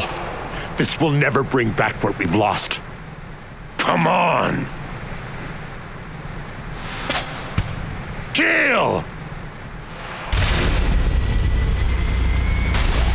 Jaster, Kisala, and Digo take the bot out, but the game forces the player to fight a second phase of the boss battle against Gale on foot. But the kicker is, Jaster and Kisala are taken out of the party, and Digo fights alone. Another compelling connection of gameplay and storytelling. Digo is a tough combatant, doing heavy melee damage, but lacks the agility of Gale, every block needing to be well-timed against Gale's attacks to stand a chance against him. The player involuntarily being forced to shed Jaster and Kisala from the party is a bit of uncharacteristically bold game design for Rogue Galaxy to exhibit. For just a moment, Digo is the absolute center of the story, and the only example of something like this happening in Rogue Galaxy that I can think of. Digo's own unfinished business now having gameplay ramifications for the player. Abilities of Jaster and Kisala that the player may have come to rely on for resolving combat encounters having no availability in Gale and Digo's final encounter. It's just Gale and Digo. Any other details would interfere in their deeply personal conflict, realized through effective player restriction. The two combatants feel different enough from one another in terms of mechanics, but the lines exchanged between Gale and Digo make the fight feel like estranged friends forced to do battle. Like you know. No. I'm gonna reclaim everything I've lost. So, that's your decision? All right, Digo. Let's finish this! Gale and Anna's design seems to indicate perhaps native Vedanians are like elf people. A little something to consider about Rogue Galaxy. In Rogue Galaxy, races of people do exist, even though the story won't tell a story as committal as a dark reflection of our own reality. Hell, we're 6 chapters in, and the Draxians have yet to be seen, the entire other half of this war devouring the galaxy. Digo and Gale conclude their fight while Jaster and Kisala watch as the Datron Corporation betrays all parties above, with the tablet being stolen out from under the Dorgangoa's noses, and Gale being abandoned in the process. Digo is rightfully pretty pissed at Gale for not seeing the obvious deception from the start, and Jaster and Kisala race back to the ship, while Gale is forced to confront the consequences of his actions. The audio visuals of the cutscene that plays are second to none, and sells the most emotional moment in the game perfectly. Just, well, I think you're gonna like this. Trying to do. You tricked me. Datron has the tablet now, but this war won't end. Am I right? So what if you are? You know my history. You used that promise to lure me in just so you could use me. So what? What do you hope to accomplish right now? Don't worry about it. It doesn't matter anymore. You're about to die anyway. Kill him.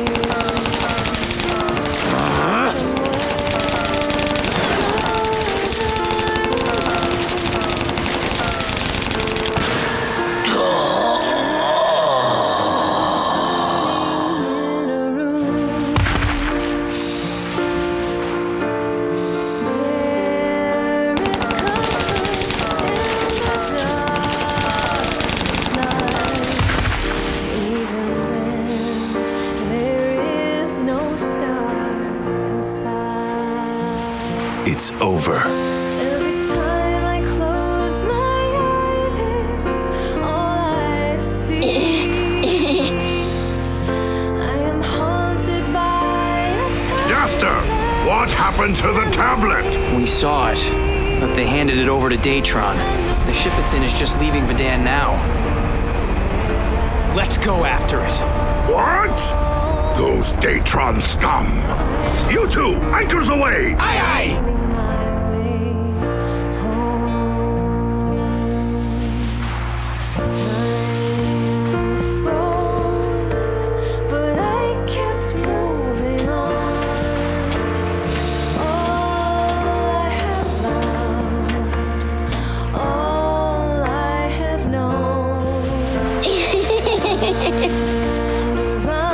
Oh, it's you.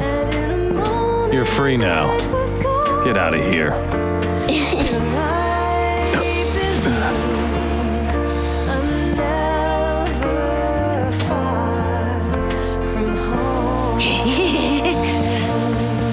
For what you did to Dad.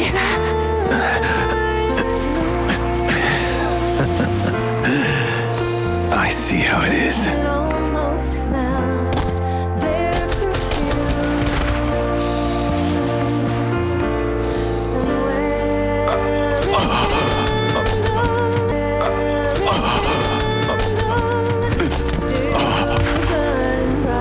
Gale's defeat of the Morardi head is reminiscent of a scene from Naruto. Yes, Banjax Banks is going to bring up Naruto again, but the mirror of the scene between Gale and Zabuza is too close to ignore. A precedent in fiction may precede both, a trope where a reformed villain gets one W before going out shortly thereafter, Gale losing his life to one of his sycophantic subordinates quickly upon winning back the freedom stolen by Morardi. Gale's confrontation of the consequences of his actions is a tragedy for Digo and Anna, who never wanted any of these consequences and tried to save Gale from them. I haven't edited in the sad music, that's all part of the cutscene. Back aboard the Dorgan Ark, Digo decides to go to space with the crew to find find himself again, to return to Vedan for Anna, a better man. I just can't choose between Digo and Lilica's introduction stories. Both win gold to me. Jaster's acceptance into the Dorgongoa crew is complete after his mission on Vedan. Dorgongoa now trusting Jaster to lead the crew through Rosa to the ruins where the tablet stolen by Datron is being hauled to. The tablets seem to have activated something within Kisala, and Lilica follows her upstairs to check on Kisala, giving a nice scene of Lilica and Kisala bonding, an anomalous scene in Rogue Galaxy, truthfully. Any excuse from Jaster's boring story is welcome. Lilica, however, remains the best character with, to my count, the most lines delivered to characters in the crew directly addressing them from a playable party member. In the meantime, the Datron CEO, Velkog, is seen delivering a warmongering speech to the citizens of Zerard, war profiteering and war deterrence being a common theme in Rogue Galaxy. The elderly Zerardian chairman being manipulated into buying more warships to cement Velkog as the true villain of Rogue Galaxy. A Longardian victory is all but guaranteed! So now let us behold!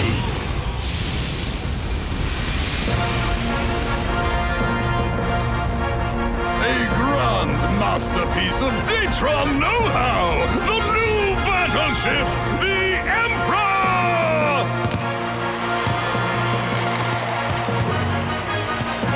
Velkog and the Dorgongoa pirates both simultaneously make their way towards the ruins at Rosa to the tablet's destination. The ruins on Rosa are brown, crumbling, and more or less the same color as the desert around it. Jaster leads the mission through the ruins to where the tablet is located, and Datron is already there. It's time for another Steve and Dr. Piccaccio cutscene right in the middle of the game. That's right. You thought you were going to continue watching the video, just like I thought I was going to keep playing the game. But nope, sit back for something happening completely remotely on a different planet altogether from where the player is. Steve and Dr. Piccaccio meet again briefly to discuss the progress of the team, Dr. Piccaccio himself meeting with Mio to receive secret data from Datron. A few dynamics at play to be sure, but in reality, the story being told is that Datron is an evil corporation in the way of true progress, and Dr. Piccaccio is going under their noses to do something related to Steve, the body Piccaccio's son Mark occupies. Chapter 7 marks the selection of a party of the player's choice for the first time, and you'll be seeing this party for a while to come here. This is the squad! The ruins of Rosa hide a great secret lost to time and known only to the native Rosans. Pitfalls and long excavated tombs and crumbled pillars make up the level geometry. Traversal linear, but interesting.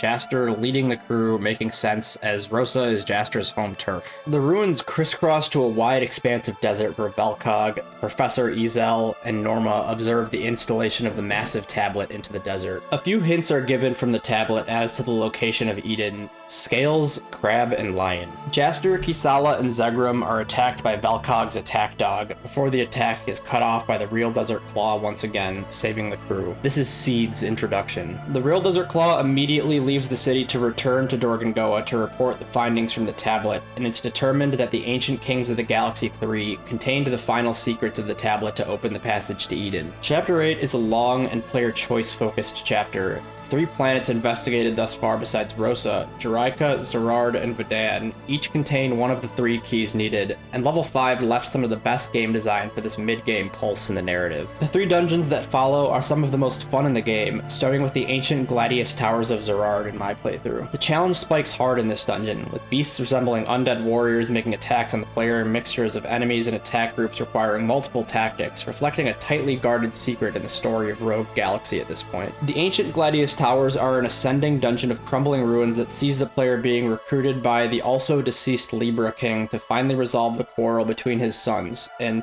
Jaster can explain how this dungeon feels. These 2 towers are just giving us twice the burden. Here's your pen, Snave. Partway through the tower dungeon, Seed attacks Jaster and crew once more to have a tough boss fight at a halfway point in the Gladius Towers. Seed must be targeting the crew at their weakest and creates another unbeatable fight in gameplay and story. Shortly after encountering Seed, fighting him through his spinny attack with his swords that is for some reason really effective when accidentally attacked. The crew is saved by the Real Desert Claw, native to Rosa, but on Zerard in Chapter 7. In Chapter 7, Desert Claw is literally on Zerard, as you can see, but there's no explanation in Chapter 7 as to why. He just is. I mean, you know, he is a badass bounty hunter, so he probably does have, like, a cool-ass ship he can just fly to different planets. But Desert Claw gets a sweet leading dialogue from Seed when Seed mocks the ability of Jaster and crew, and drops the same one-liner as Batman in The Dark Knight. I thought about it a little, and it seems like Desert Claw was just victimizing the Jaster crew shortly before to be able to look cool, same as any other.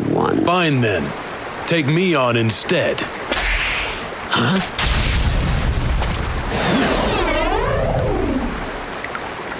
You thought I was gonna condemn old DC for it, didn't you? But no.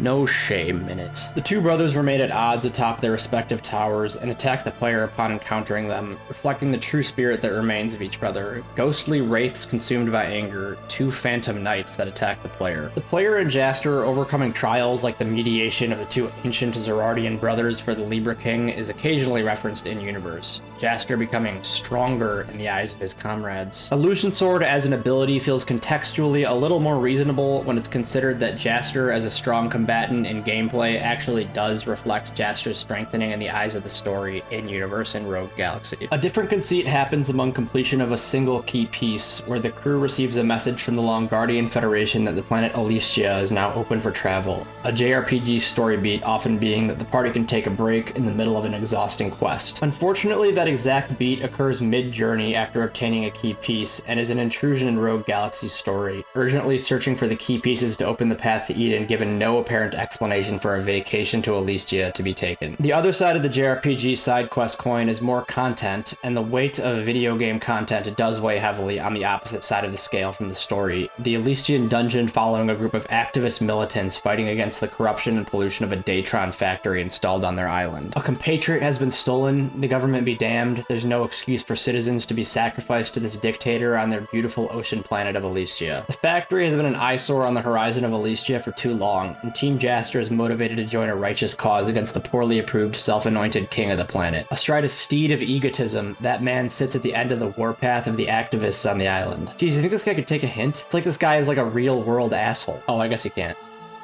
Putin villain. The Elysian journey is across a wide open expanse of beachy land, memes aside, and the fish people of Elysia do fight for a righteous cause. The planet of wide open space explicitly threatened, giving a feel of a vacation to the gameplay of Rogue Galaxy, only a little platforming to go along with an expansive playable level, beaches all around, and that oh-so-nostalgic mid-2000s video game tropical vibe in abundance. The pride of the Mermals on Elysia is being affected by this Datron invasion, saving the two warriors from beasts softening the offer of Team Jaster to help defeat Datron and Elysia. It turns out Professor Ezel has his fingers in various pies across the galaxy, including the Elysian pie, where Ezel's brother is running the factory polluting Elysia and kidnapping its residents for experiments. The delivery of this information is a little heavy-handed. Jaster and the crew rests for a brief moment on the way to the factory, while a security camera from the factory is transitioned to as Ezel communicates with his brother Golba. This optional quest is a nice bit of identity distinction of Rogue Galaxy from other various science fiction properties. Ezel being revealed to have experimented on his own brother, leaving Golba down to an upper half of a torso built into a robot body, which is enough layers removed from the island of Dr. Moreau or RoboCop to feel horrific as the experimentation is on its own merits. Ezel's character now is of a grotesque, repugnant, and unforgivable man, and the disconnect between only the player having access to this detail is a missed opportunity for Jaster's character to be evaluated midway through the story. Fortunately, Ezel is still a villain, and the player's goal is Ezel's disposal all the same, human experimentation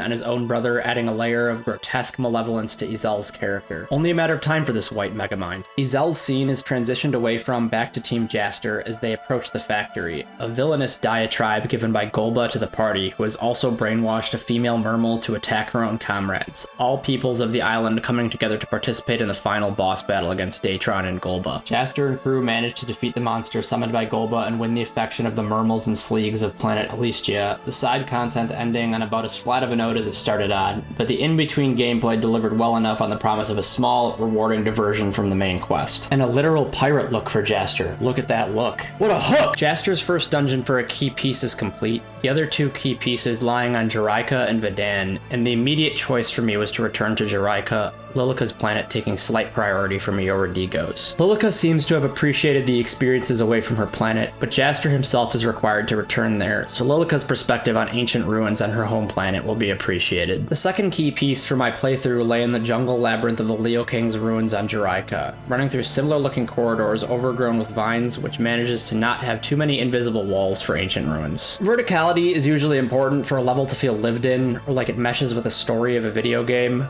but the Leo King's outer ruinous area is solidly put together, only nature having interfered with the construction, vines and crumbling ruins blocking paths for the player where doorways once have been to lead to higher areas, making the run through a few courtyards and outer hallways feel regular for these pirates.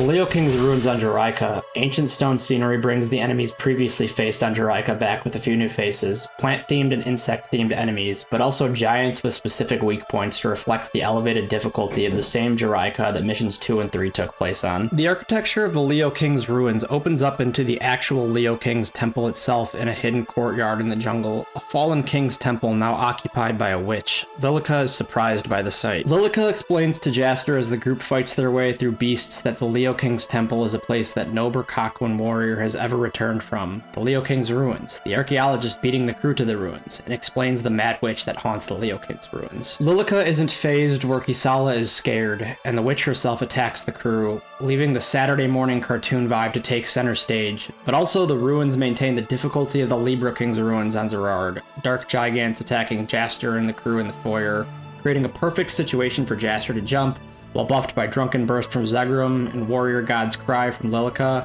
and use Illusion Sword to clear the entire attack. It's Lilica's home planet, and the dungeon of the Leo King's temple has a zigzagging sprawl, with pathways constituting the main path that are necessary to follow for the player, a brightly lit path intended for use, and a lower section to every room, darker and more difficult to navigate but hiding treasure.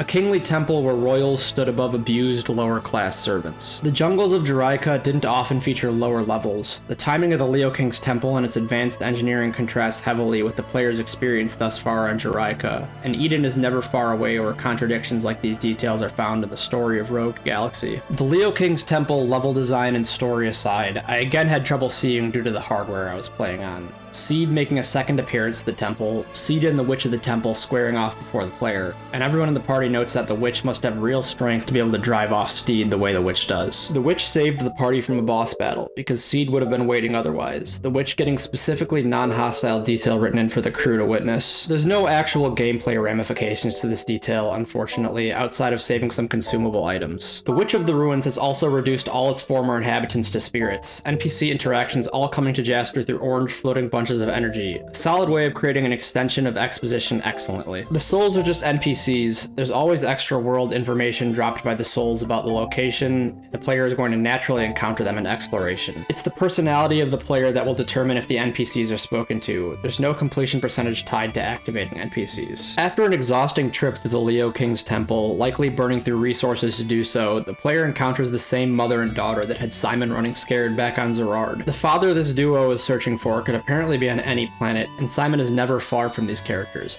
We'll just leave that. Considering how dangerous the Leo King's temple is, this mother and daughter are willing to brave unimaginable dangers to find the father that left them. The sadness of the mother's assurances to the daughter more difficult to witness each time. At the end of the temple is the crypt of the former Leo King, Lilica stoically determining this detail about the room. Lilica's presence in all the cutscenes in the Leo King's temple indicates that the game expects Lilica to be in the party for the entire Leo King's temple. A final truth unearthed about the place Lilica is from finally being revealed to her. The Witch of the Temple attacks the party on sight upon appearing in front of the crypt, setting defense of the Witch's treasure. Beating the Witch in combat grants an exploration of the Witch's past, where a younger woman is seen lamenting the futility of war as an ancient enemy approaches the crypt in the throne room. The Witch's fighting spirit impresses mutually Jaster and the Witch herself, granting the Leo King's key piece to Jaster in the spirit of the Leo King. A few narrative conceits mean that the Leo King is now an undying baby, but he gets to be taken care of by this good old archaeologist, completing Jaster's journey through the Leo Temple for a second of 3 key pieces. Desert Claw! The final key piece goes to Vedan, where the savage beasts that have defined Rogue Galaxy's battles thus far are interrupted by a cutscene of the genuine article Longardian soldiers attacking Jaster after catching the crew trespassing in Vedan. The war is on now with Jaster and crew, and since Jaster has been fighting his personal war, now a war with Longardia, it seems like maybe the Draxian-Longardian war would start to become relevant in the game again, but the game still hasn't introduced a single Draxian or Draxian sympathizing character. All details about the war affecting Jaster only as far as Velkog continues to be a war profiteer. The tablets are explicitly concerned with Velkog's greed, but no other aspect of Rogue Galaxy's story crosses over into the war between Draxians and Longardians as of Chapter 8 of the game. Jaster's only pursuit is of the abilities of the tablets themselves, and no more details are given about the actual war between the Draxians and Longardians. I'll just leave. The crew is looking kind of nice, right? Look at that ornate bow on Lilica and Zegrum's coat. I built a good party here. Hear you me. There's a few kids who helped the Jaster crew out in the ancient underground Cancer King's ruins, apparently orphaned and living here, which is a strange little story about kids having the know-how where adults don't, which Sorry to my younger viewers, is fake. I know. The kids are searching for their beast friend who escaped into the Cancer King's ruins, so lawlessness pervades these ruins, and tough monsters attack Jaster and crew. Living ceiling runoff and undead and demon giants, the Vedanian mining operations awakening some seriously bad hombres down here. I wrote that line thinking that in common parlance, bad hombres has become shorthand for guys who aren't so bad, but an idiot who has misidentified their level of danger is speaking. But the difficulty. The difficulty of the level isn't exactly represented by that. The friendly beast is in the middle of finding the Cancer King when some Datron Mook robots attack, Borga the beast being a former retainer of the Cancer King, explaining why there's a friendly beast in Rogue Galaxy in the first place. Jaster and crew are granted the Cancer King's key piece, which only comes after Datron is cleansed, Jaster and crew killing their robots in a boss fight. Datron is something of a disease in the lens of the story, the Cancer King lacking a dedicated beast to be fought, so Datron is used upon instead. Zegrum is about to blow up in Rogue Galaxy in a major way. All the hard work of the player is snatched by Zegrum to pay off all the scenes of him sabotaging the efforts of the Dorgan Goa pirates behind the scenes. Jaster knows that Zegrum is still aboard the Dorgan Ark for some reason, and so the player gets a boss battle immediately after this revelation. The next few chapters of the game are full of these wonderful little moments from Zegrum. Or else. Or else. You've been rubbing me the wrong way ever since I met you.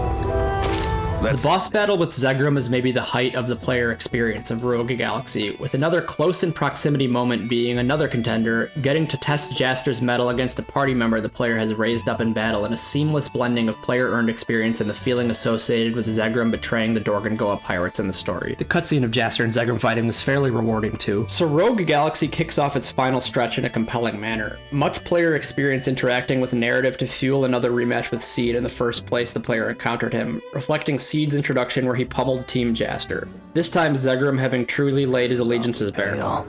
Plus you look like this guy I absolutely despise.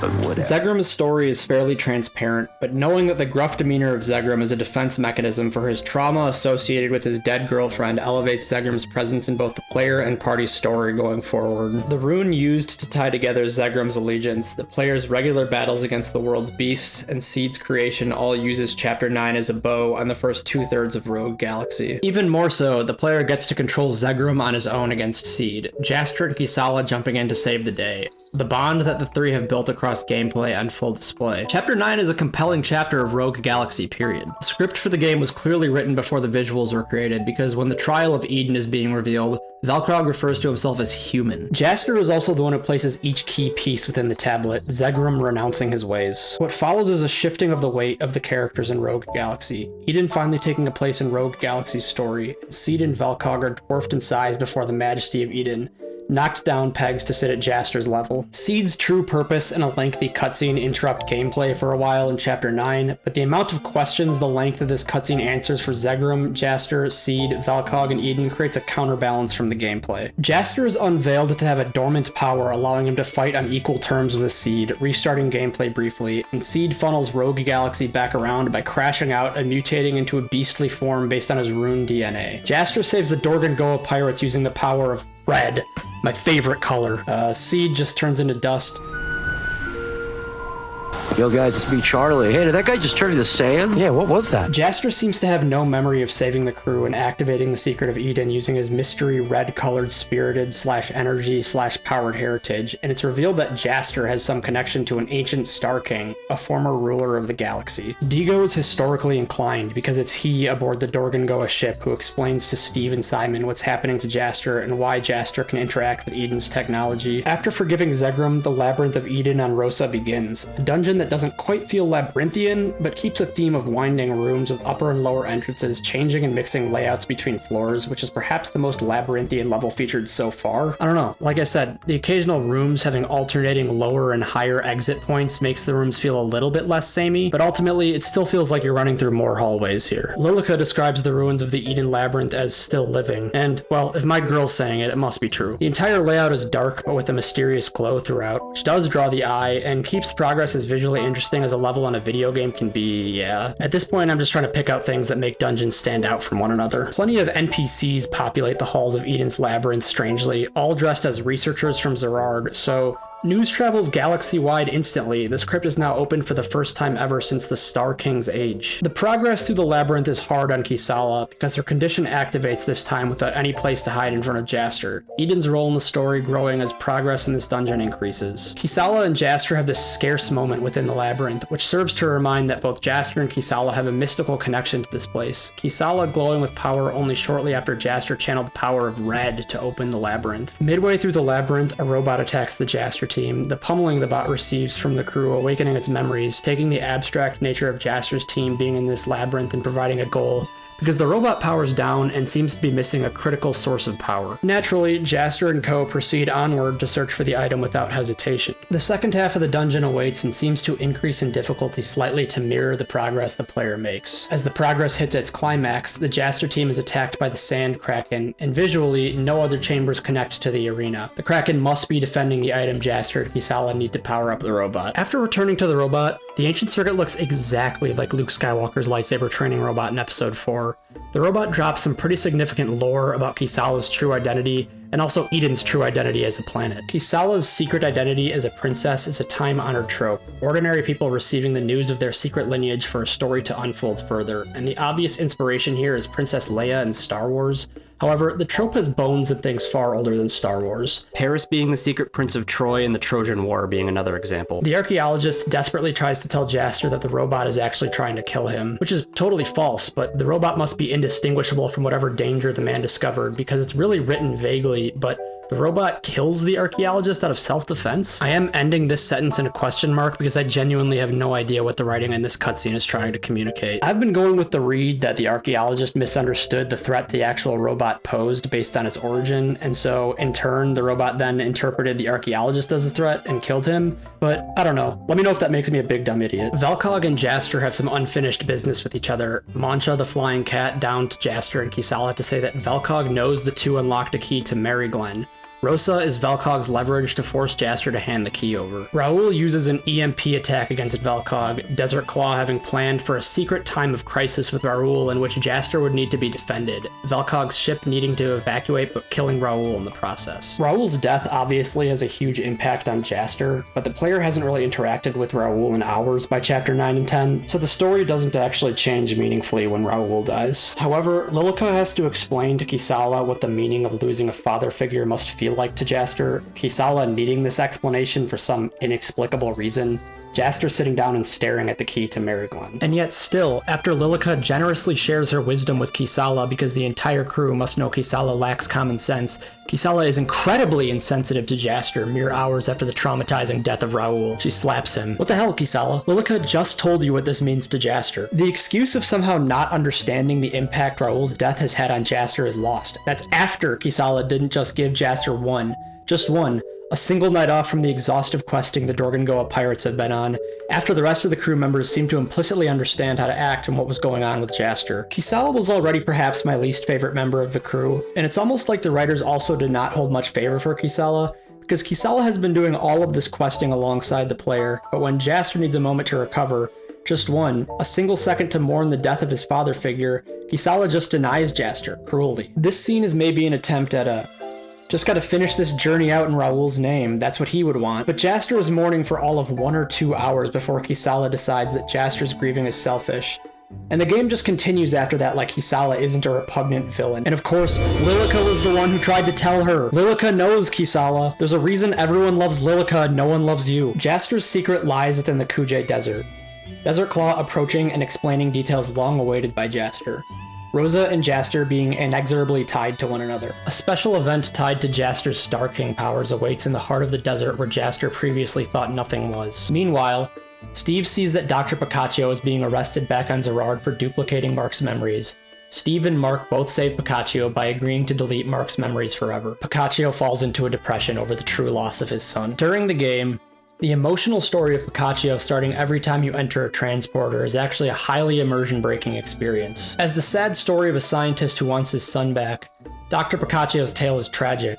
Jaster has nothing to do with this tale, however, and Steve is only affected. This story needed to be told in Level 5's eyes, and I understand that fact, but wrapping the entire rest of the game in intermittent wrenchings away of player control to tell the story at random is jarring for a video game. Steve's story and Simon's stories are fair to contrast with one another in this way, because as Simon runs from a past he's not comfortable with, it's always when Jaster is present to see it happen, as in the player. So Simon never feels like he's stealing agency from the player. Steve, meanwhile, requires a separate cutscene every time in a place unrelated to the player to tell a compelling tale, but purely to add plot for the sake of plot, or so the scenes with Boccaccio feel. Since Boccaccio's story is reaching a critical juncture, Jaster's must as well. Johannesburg is a mysterious, idealistic grove in the middle of the Kujay Desert. Jaster recognized by his scar by the inhabitants. Beasts still attack the party inside Johannesburg. The danger of the idealized visuals of Johannesburg betraying the reality of the illusion of the place. A short winding path down to a specifically placed house awaiting Jaster. All the while, monsters attack the party. Jaster has to fight his mother, Johanna's spirit, at the end of the village, and the tough fight connects Jaster's powers earned through heritage Star King powers to the player. Without having to dodge Johanna's psionic lasers and paying close attention to health, the Star King powers would lose value to the player. Johanna unlocks Jaster's true potential upon completing the trial, and explains to Jaster that because Johanna is part alien and descended from the legendary Star King, so too is Jaster. Jaster's purpose is to bring peace to the galaxy using his powers, Desert Claw once again appearing to elaborate on Johanna's message to Jaster further. Desert Claw is Jaster's real father who spent the rest of his life after Jaster was born to awaken Jaster's potential to save the galaxy. Giving context to all the actions Desert Claw has taken so far, Raoul having raised Jaster in the meantime. Jaster and the Dorgangoa pirates arrive on Mary Glen after opening the portal, and endure an intense monster attack right away, until Captain Dorgangoa orders that the big guns of the Dorganarch be used. Only good timing on the part of the Mary Glendons allows the guns to be used. Dorgangoa again connects the spirit of piracy to the entire encounter. Have a taste of this, you bilge scum! And the pirates land to meet the Queen of Mary Glen, Fridis, Kisala's mother. Fridis receives the crew in her throne room, where Fridis will tell the player that Mary Glen is actually a planet outside of time and space because the Mary Glendons constantly live under the threat of Rune, a material from the depths of space that eats planets whole by transforming the inhabitants into beasts. Rune proliferates exponentially under its food sources. On Mary Glen, the royalty made the decision to detach themselves from time and space to save the rest of the galaxy from Rune, dooming themselves. A hive mind for the Rune known as Mother now controls Mary Glen. Despite Mary Glen's attempts, residual Rune has found its way into the galaxy and created monsters in all corners of the galaxy, explaining the beasts in Rogue Galaxy. Now, Jaster is the center of the prophecy on Mary Glen, which states that the Star King will return and save Mary Glen and the galaxy. That's the long and short of it, dear viewer. That's it. Only through a forest where a trial awaits can the true power to defeat Mother be found. Mary Glendon's available to speak with on the path there. Only the player can come up with an explanation how the Mary Glendons could possibly be in this dangerous forest for the player to interact with, because the NPCs never explain themselves. Their dialogue is mostly anecdotes about the trial ahead. My headcanon is that the NPCs must be related to the trials themselves and are perhaps spirits, some knowing more than just an average citizen could about the trials at hand for Jaster and crew. The center of the forest holds the memories of the former king of Mary Glen, Albioth, also Kisala's biological father.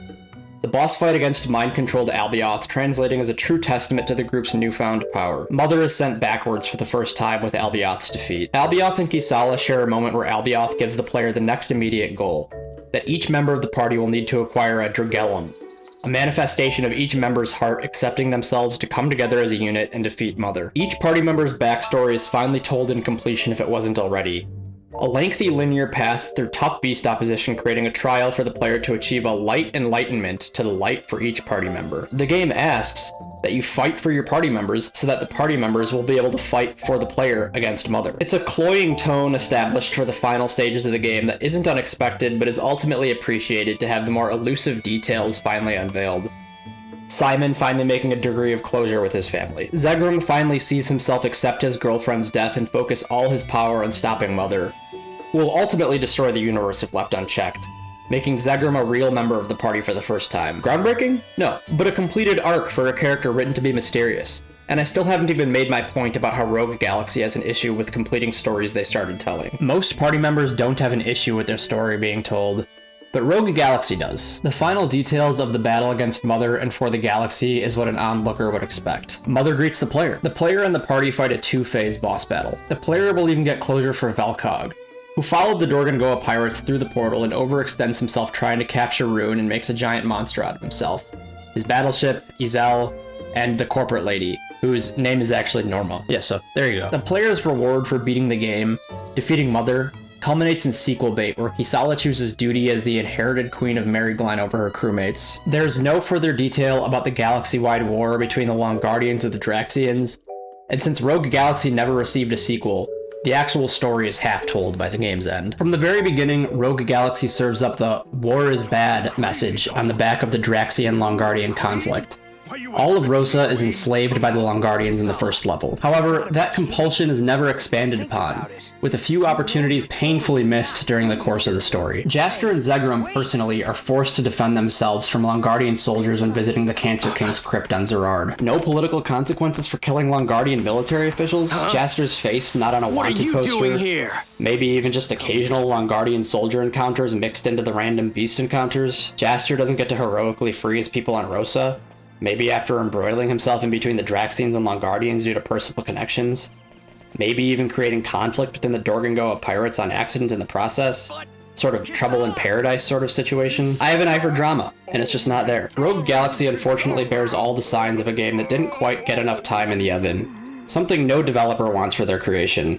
And Level 5 has remained very quiet about Rogue Galaxy since its North American release 19 years ago. Did I mention that the Draxians don't even make one appearance in Rogue Galaxy? Rogue Galaxy is a strange beast. Akihiro Hino's half-written book that Hino wanted to compete with Final Fantasy and Dragon Quest, two of the most storied franchise in video games, and in the one game, we didn't even get to finish its story. Story in the context of video games is an interesting conversation. Video games and their makeup vary in terms of balance of story and gameplay greatly, with some shifting the balance one way, and other games having the inverse makeup, while the balance by itself says nothing about the quality of the games at hand. Metal Gear Solid 3 is almost 1/3 cutscenes, and that game changed my life. Hell, Super Mario Bros., Chess, and Hollow Knight are just a scant few games who could basically be said to feature nothing but gameplay, and these three won't be going away anytime soon. To finish Rogue Galaxy and reflect on it is to consider the amount of story delivered through the game's many cutscenes telling Jaster's fairly formulaic shonen rise to power story, with the added flavor of some truly great stories on the side like Zegram, Lilica, and Digos. To finish Rogue Galaxy is also to cross that experience with the act of playing the game, which, in terms of gameplay, is fine, but also, it wasn't fun to have to watch cutscenes detailing some of the more predictable aspects of Jaster's story, as well as events on Zerard disconnected from the player altogether with Dr. Piccaccio. Steve's robo-fist smashing, grenade throwing, and personality, even as a preferred party member, isn't enough for me to forgive Level 5 when I just wanted to play more of the game. Treated instead to a Zerardian crime drama I didn't ask for and didn't need to be there. Rogue Galaxy does feature an additional bonus dungeon at the end of the game, the Ghost Ship. Basically, the Ghost Ship, a derelict ship in space that the Dorgongoa pirates moor at to go inside and investigate. A ghostly dungeon the player can play through to earn an even more difficult and upgraded version of the Ghost Ship Extreme, which when that is beaten, will grant the player the necessary items to be able to capture the best in sector in the game, as well as a few cosmetic upgrades for the characters. It's a randomized 100 floor layout dungeon, easily the biggest in the game. The catch is it's all gameplay, so it doesn't really bear much more scrutiny than we've already given it. So, all those details considered, and knowing what we know about Rogue Galaxy, what exactly do we do with Rogue Galaxy 2 decades later?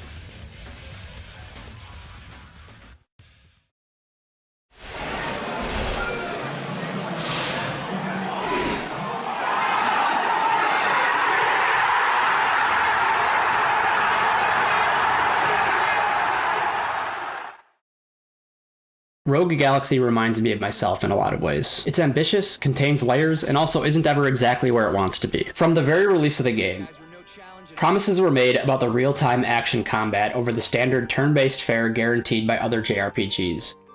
And ultimately, the tightly scripted cinema of the four dudes in a line genre everyone knows from Final Fantasy and Dragon Quest is sacrificed for a restricted Devil May Cry sword and gun system instead. The game is never particularly difficult. The playability and fun is about middle of the road for me. I enjoyed pushing my damage numbers through the sword and guns fusion mechanics, and the mental spreadsheet I was working with was always expanding with a new sword found on Zerard or Juraika. But the combat was illusion sword with Jaster all the way, baby. Maybe with a buff from Lilica or Zegram in the form of Drunken Burst or Warrior God's Cry. Regular entire mob encounters, when they weren't a gigant with a high weak point or a slime with a shield, could just be taken out with one use of Jaster's Desert Wind, a screen wipe for the early game, or Jaster, Lilica, and Zegram's well-animated but scene needs to be skipped combo attack, Gates of Hell, a mid to late game screen wipe. Part of building up Jaster and the team to be their strongest to take on beasts is interacting with the full item system associated with the Revelation flow, the JRPGest visual perhaps in all of Rogue Galaxy. The grid-based screen filled out by miscellaneous items the player will find throughout Rogue Galaxy. Certain items can only be found by using the factory, the isometric minigame unlocked in Chapter 5, maybe the most satisfying aspect of Rogue Galaxy's gameplay. Players of Dark Chronicle will probably recognize the evolution, or maybe lateral move, of Dark Chronicle's Giorama system in Rogue Galaxy's factory. Every item creatable in the factory usable in-game in some way. The factory is a grid-based isometric game within a game in Rogue Galaxy, placing and swapping parts onto an assembly line to manufacture items to be used back out in the world of Rogue Galaxy. Factory was good. Great even. There was never a dull moment once I had finally gotten the hang of it. It took time to do that, mind you, but Factory was a full-blown 2026 mobile experience contained entirely within the pause menu of Rogue Galaxy under the option Factory. The systems were applied to the composite mechanical, alchemical, circuit-based, and all esoterica constituting the item pickups Jaster grabbed while running through Juraika, Zerard, Rosa, and every other planet. Cohesive in the correct ways, Factory was a solid reward for time spent in the world of Rogue Galaxy, allowing for surprisingly useful items for me even when my sword was far better than anything the factory could output, or my gun was already better. I could still put time into Factory in Rogue Galaxy and find myself invested in counting the piping required to be able to place a washer for a circuit, to match up with the second input of an Athenor line of chemical use. The following is the factory's power. It ended up being my own creation, every upgrade feeding my pride in what I had built in this warehouse, which must have been intended, because despite literally being disparate by design, Factory manages to fit into the combat, plot, and progression of Rogue Galaxy all at once. Factory makes up about 13% of Rogue Galaxy, and that's a good 13%. Insectron is the other notably large minigame featured within Rogue Galaxy. Insectron is a game where the player can set traps with bait in the overworld of Rogue Galaxy proper, catching different families of bugs, Hercules beetles, ladybugs who can heal, spiders who shoot webs, and battle these insects against one another on Zerard. It's Pokemon. It's so Pokemon, I'm actually struggling to come up with differences from Pokemon that aren't just cosmetic. One is that battling Insectors isn't actually that much like Pokemon, but raising Insectors, which occupies the majority of the player's time with Insectron, is. Insectron will ask the player to feed items Jaster will come across in the overworld to grow Insectors from larvae to adults, mate them, and create stronger Insectors from the pairing. Then, you gotta be the very best! What's shocking about Insectron is how functional and how complicated, deep, and involved it is. From my understanding, there's a fuck ton of following points, which each are their own connected systems between each other, weaving back and forth with consequences between changes and results from one another. The Insectron breed, the breed stats, where the Insectron is caught, the breeding system of the Insectors, putting together a team of Insectors, the type of Insector a trap will catch, type of Insector a food bait item will catch, combining fruits and traps, leveling Insectors to adults, and finally battling Insectors. Insectron by itself is a good case for why Rogue Galaxy is actually as big as it was intended to be. Rogue Galaxy clearly had the ideas for how players would actually end up spending hundreds of hours within its world. Insectron is given a mechanic where feeding your Insector, or satiating them, inside a rearing cage will create a cooldown before that Insector can be fed again, time passing while the Dorgangoa pirates are out in the overworld and battling the forces of Ruin. The issue with Insector having these barriers placed in the game is that the strongest Insector, the Dark Emperor, can only be caught after the game is over on Mary Glen, meaning that most players will have finished Rogue Galaxy before you even start really getting a grasp on Insector, and the gameplay left for the player is additional runs through the bonus dungeon at the end of Rogue Galaxy, the Ghost Ship. The natural consequence here is that the player will actually just be waiting and watching their Insectors become hungry again, feeding and repeating the process, until they have a tournament-ready team. That's where the player enters the only actual place Insector the competition game can be played, the Insector tournament on Zerard, where the gameplay turns into a quasi-chess game of your team of Insectors on a chessboard versus the opponents. Tying Insector to the player checking on the bugs over and over again is a real way to give the player a sense of ownership over their team. I was mostly just playing the endgame way with Insectors, waiting and watching as the bugs were raised, and I still ended up feeling like an Insectron master in it with a dream on Zerard, the big city planet that never sleeps. There's no consequence for failing to feed your Insectors. They're technically robots, but making the choice to engage with the system, even with Jaster as the avatar, is a fairly favorable video game experience. The actual combat of Rogue Galaxy is hit or miss. It's not immediately problematic in Rogue Galaxy because it becomes apparent as enemies become more health spongy, but the challenge that gets introduced in Rogue Galaxy comes from matching the weakness of the enemy to the weapon or attack used. Jaster has a barrier break shot, which certain enemies can't be damaged without shooting first. It becomes annoying to be running through Vedan or Zerard, and regardless of having Lilica, Zegram, Kisala, or any other composition of your party, only Jaster can go into his menu, deselect his current player-leveled weapon to the barrier break shot, shoot the Jellyman or what have you, Lilica and Zegram just waiting, and switch back to your main weapon. Other enemies, like a few permutations of the Ancient Knights, require a charge attack to open them up. The real-time action combat that Rogue Galaxy uses is already a pastiche of games that had popularized the action genre like Devil May Cry or Ninja Gaiden, and it was hard not to know how much better I could have a similar system, but implement it a little more carefully, like in Devil May Cry. The only time Rogue Galaxy's combat actually becomes a problem is with these Jellymen, Ice Slimes, and Knights, and beasts that require some kind of weapon variety to fight. No weapon or character switching in Rogue Galaxy happens in real time. It's almost like if you told me you had a juicy grilled burger for me ready outside, and when I actually got out there, it was a sandwich instead. Not that the sandwich is without value or even inedible. In fact, there are times when a sandwich is preferable. The actual issue with Rogue Galaxy's promise of a burger is just that. The combat isn't quite either JRPG, ATB, or turn-based like Final Fantasy, or real-time action like Devil May Cry. It's instead a weaker half measure that doesn't quite have the strengths of either. おかげでやっぱりそこに世界があるような感じがするので、例えばそこの中にある旗はなびいてないといけないし、そこにいろんなものが出てくるものは全てその世界の中で。Rogue Galaxy's array of weaponry, the world, and the associated characters are a cartoonish, cel-shaded resembling art style that doesn't quite show any signs of age this late into the game's life. But a variety of factors make the game look a little burnt in terms of taste. The full motion video cutscenes often look very good, but Jaster and Kisala can look a little bloated about the face in them, the two characters not having any facial hair or adornments, meaning the smoothness of their character models directly gets lit and the contours made very apparent. The Wind Waker art style, popular though it was at the time, turns out actually requires a few skillfully placed failsafes to minimize its weaknesses and elevate its strengths. Difficult to casually peer under the hood of due to clever uses of geometry and 3D modeling, as well as a cohesive art style that coalesces with all the factors involved. Rogue Galaxy has issues with the lighting in a few of the darker places if the game is played on a PS2 with modern visual hardware today.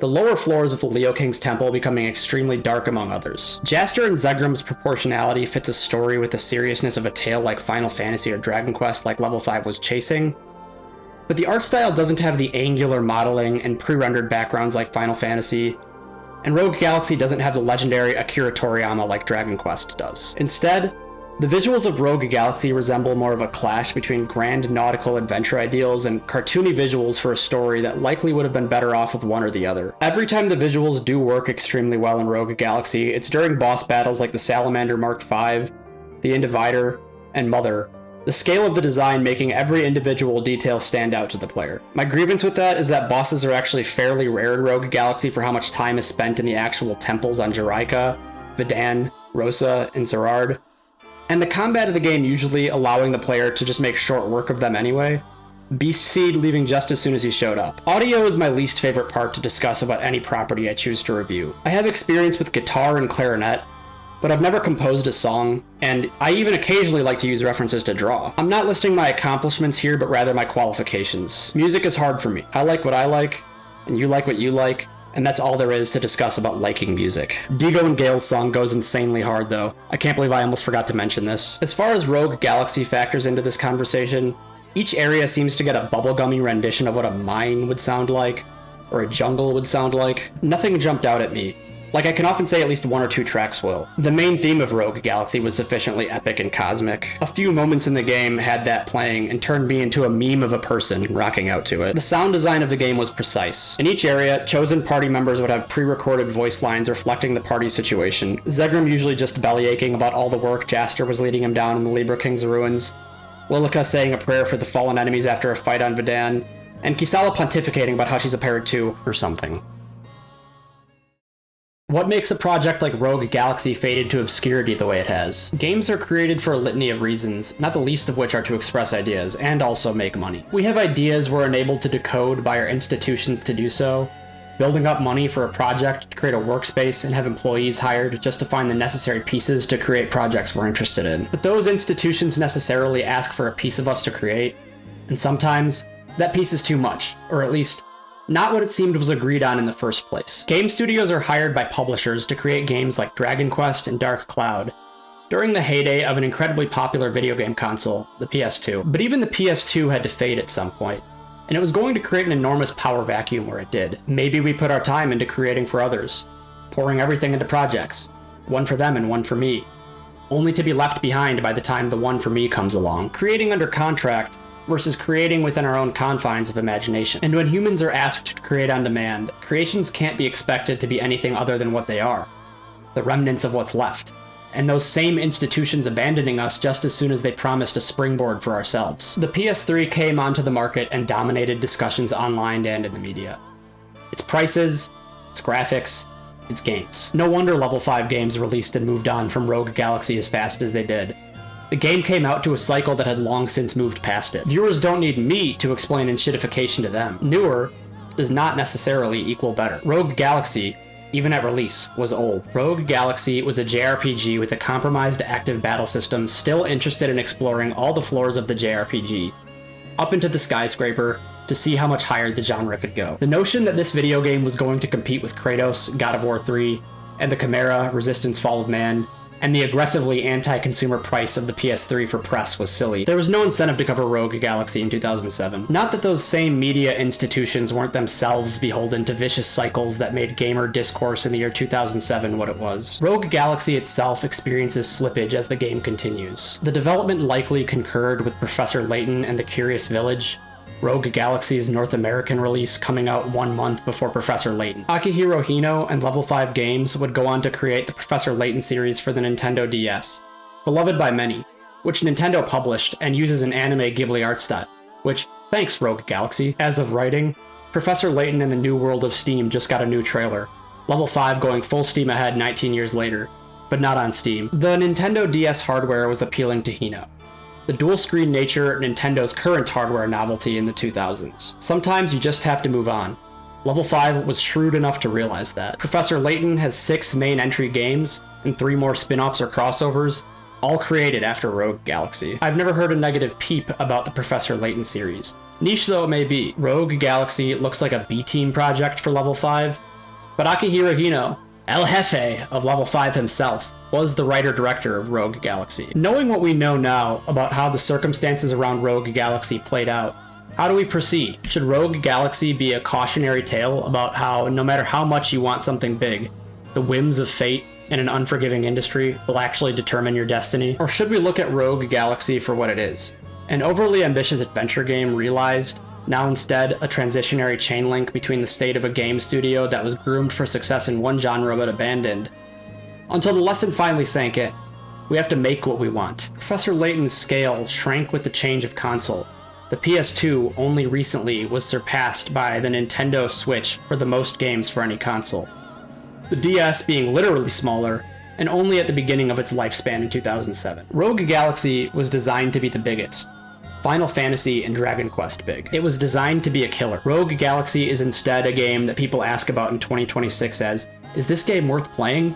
In Reddit and forum posts. But if we're being honest, Professor Layton seems to be what Level 5 was really meant to create all along. A heartfelt adventure series completed through puzzles instead of sword swinging and gun shooting across multiple galaxies. However, Rogue Galaxy was a necessary stepping stone to get there. Switching from Sony to Nintendo was a necessary step for Level 5, trading one uncaring corporate benefactor for another. However, Nintendo at the time was under the leadership of Satoru Iwata, a known encouraging man in an otherwise uncaring corporate space. The story of Rogue Galaxy has to end with the statement that Rogue Galaxy is there today. A completed video game, available for anyone to go on a little journey into the year 2006 and see the truth. Rogue Galaxy is a necessary part of the story of the renaissance of Professor Layton for Level 5 games. Therefore, the question must be asked.